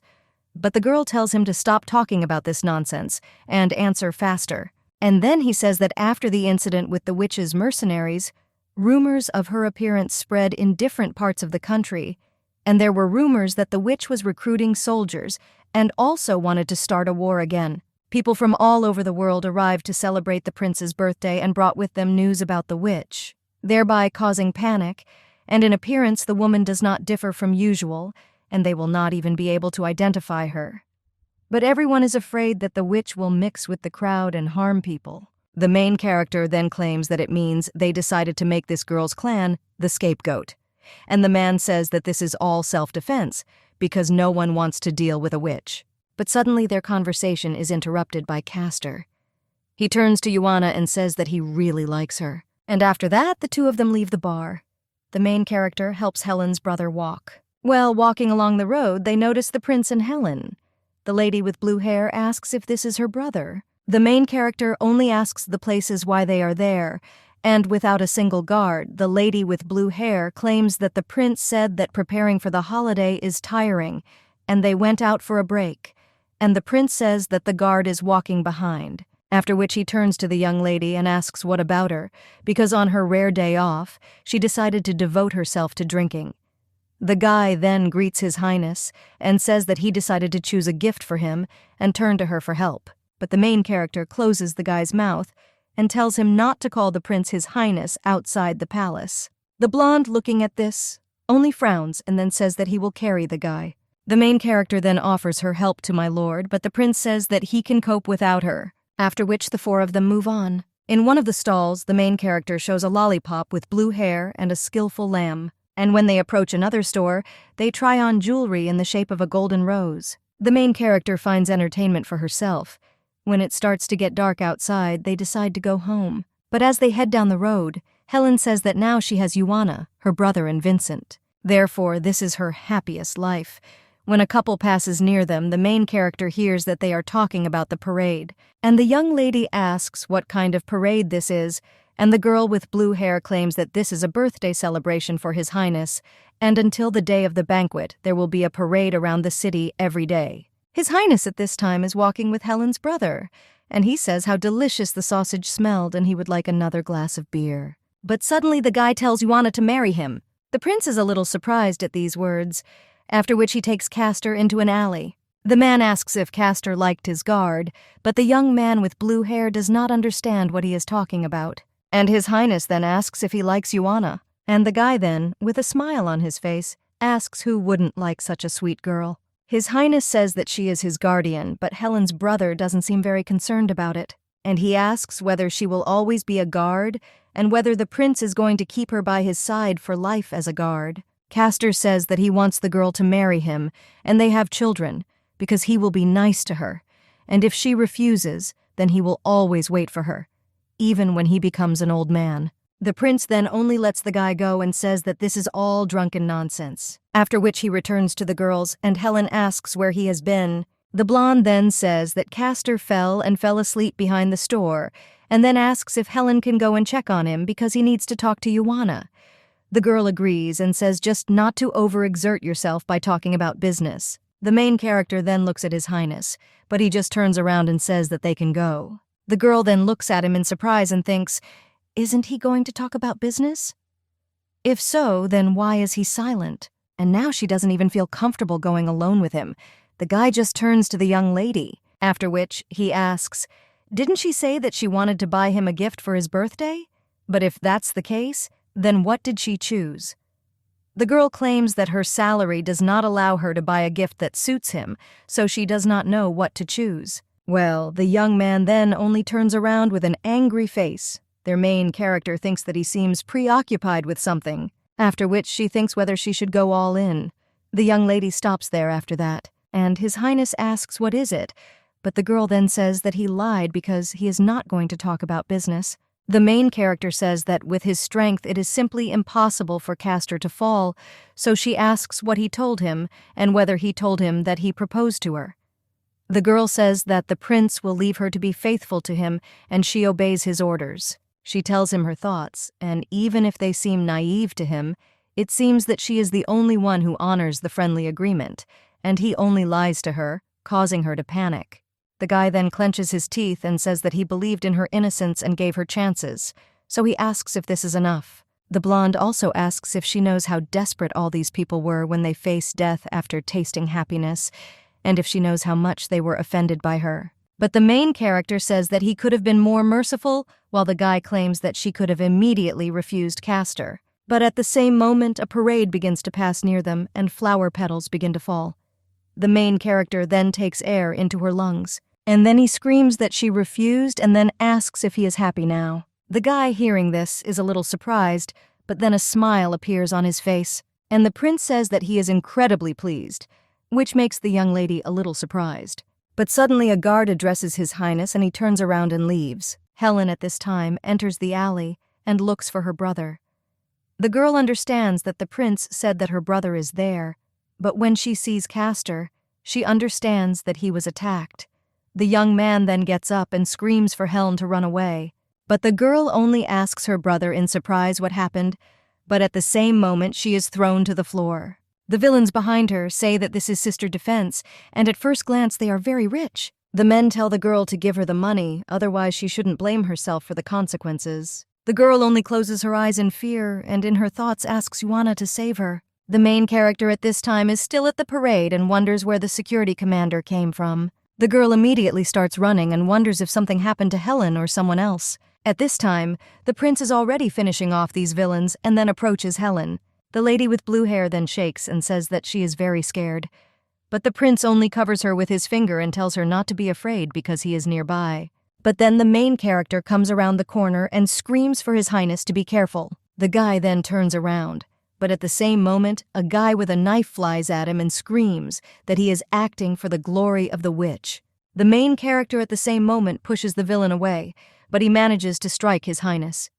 The prince then tells Helen that he is fine. But the girl, feeling the red rosettes on his shoulders, apologizes in a shaking voice because he is there to save her. Then the blonde just claims that he is very happy because the girl hugged him for the first time. You pushed me away and did not lose consciousness. And this is just a small wound. But he never thought that she would bring him such happiness. Therefore, the guy also asks if he can be so close to her in the future. The young lady says that he and only he will never push him away again. Well, the guy clearly doesn't feel very well.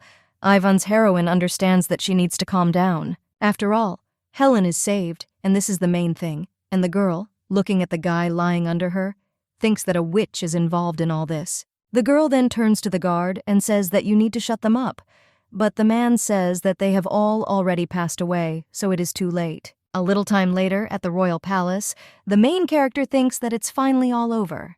But if Castor had not come to Helen, she would have been freed earlier. The girl claimed that Miss was already sleeping so they would not see each other today, and understood that their family ties would turn out to be very strong. But the girl thinks that this incident with the witch is a very strange thing.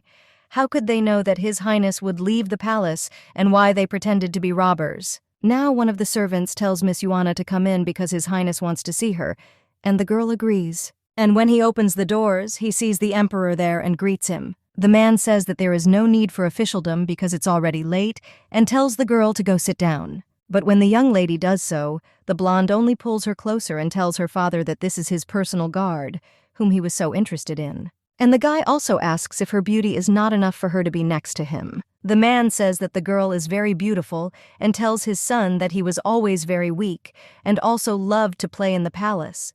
So he is very worried about him because the witch is very dangerous, and he does not want the guy to suffer again, after which he turns to the lady and thanks her for taking care of her son. Then the emperor rises from his seat and says that he will go to rest and wishes everyone good night. The guy then says goodbye to his father, and the main character wishes His Majesty good night. But then she looks at His Highness's hand and asks about what happened today. The guy just says that he is sorry, after which he removes his hand and says that this is all for his father. The prince says that he is surrounded by all these women to help him stabilize the situation in the kingdom, and he needs to choose a partner for marriage because it is the right decision. However, if you take a woman too seriously, make concessions to her, make her guards and leave her near him, then he will think that he has forgotten about the duties of the heir, and it is better if he thinks that the reason why the girl is still with him is this beauty. The main character, looking at the guy, thinks why he suddenly explains all this, although she guessed that he behaves this way with princesses in order to keep them at a distance from you. The prince then says that, of course, it's good that the girl refused this guy Castor, and he will try to be more honest with her, but he asks if the young lady understands that she may not get anything.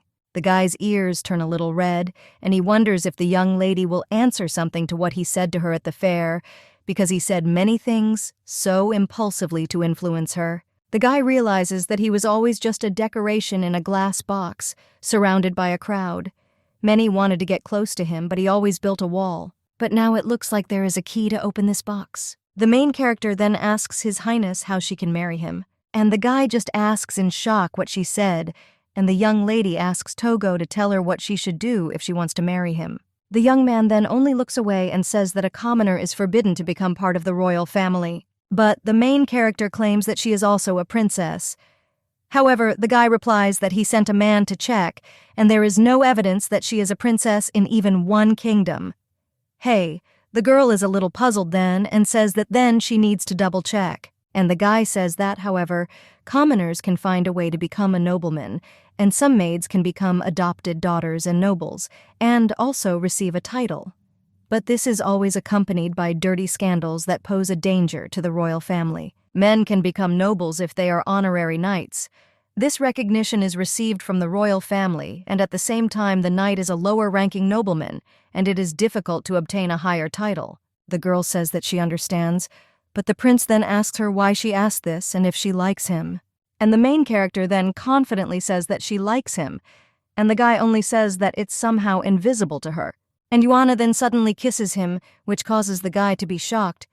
The main character kisses him passionately, after which she pulls away and asks if he believes him now, because she wanted to start with friendship with him, but now she has changed her mind. The young lady claims that recently there has been increasing unrest in the capital, so she will find solutions for him with the witch, after which Yuana heads to the door and wishes His Highness good night. When the young lady comes out, the prince thinks that this is very nice, and as she lies down on the sofa, she wonders if such a girl really exists in this world. Well, the prince still thinks that it's a pity that she is not a princess, and he also thinks whether the next princess will surprise him. The young lady, when she leaves the room, realizes that although she knows that this is a winning strategy, and she's quite a bit attached to this guy, but the girl still blushes and thinks that this is very embarrassing.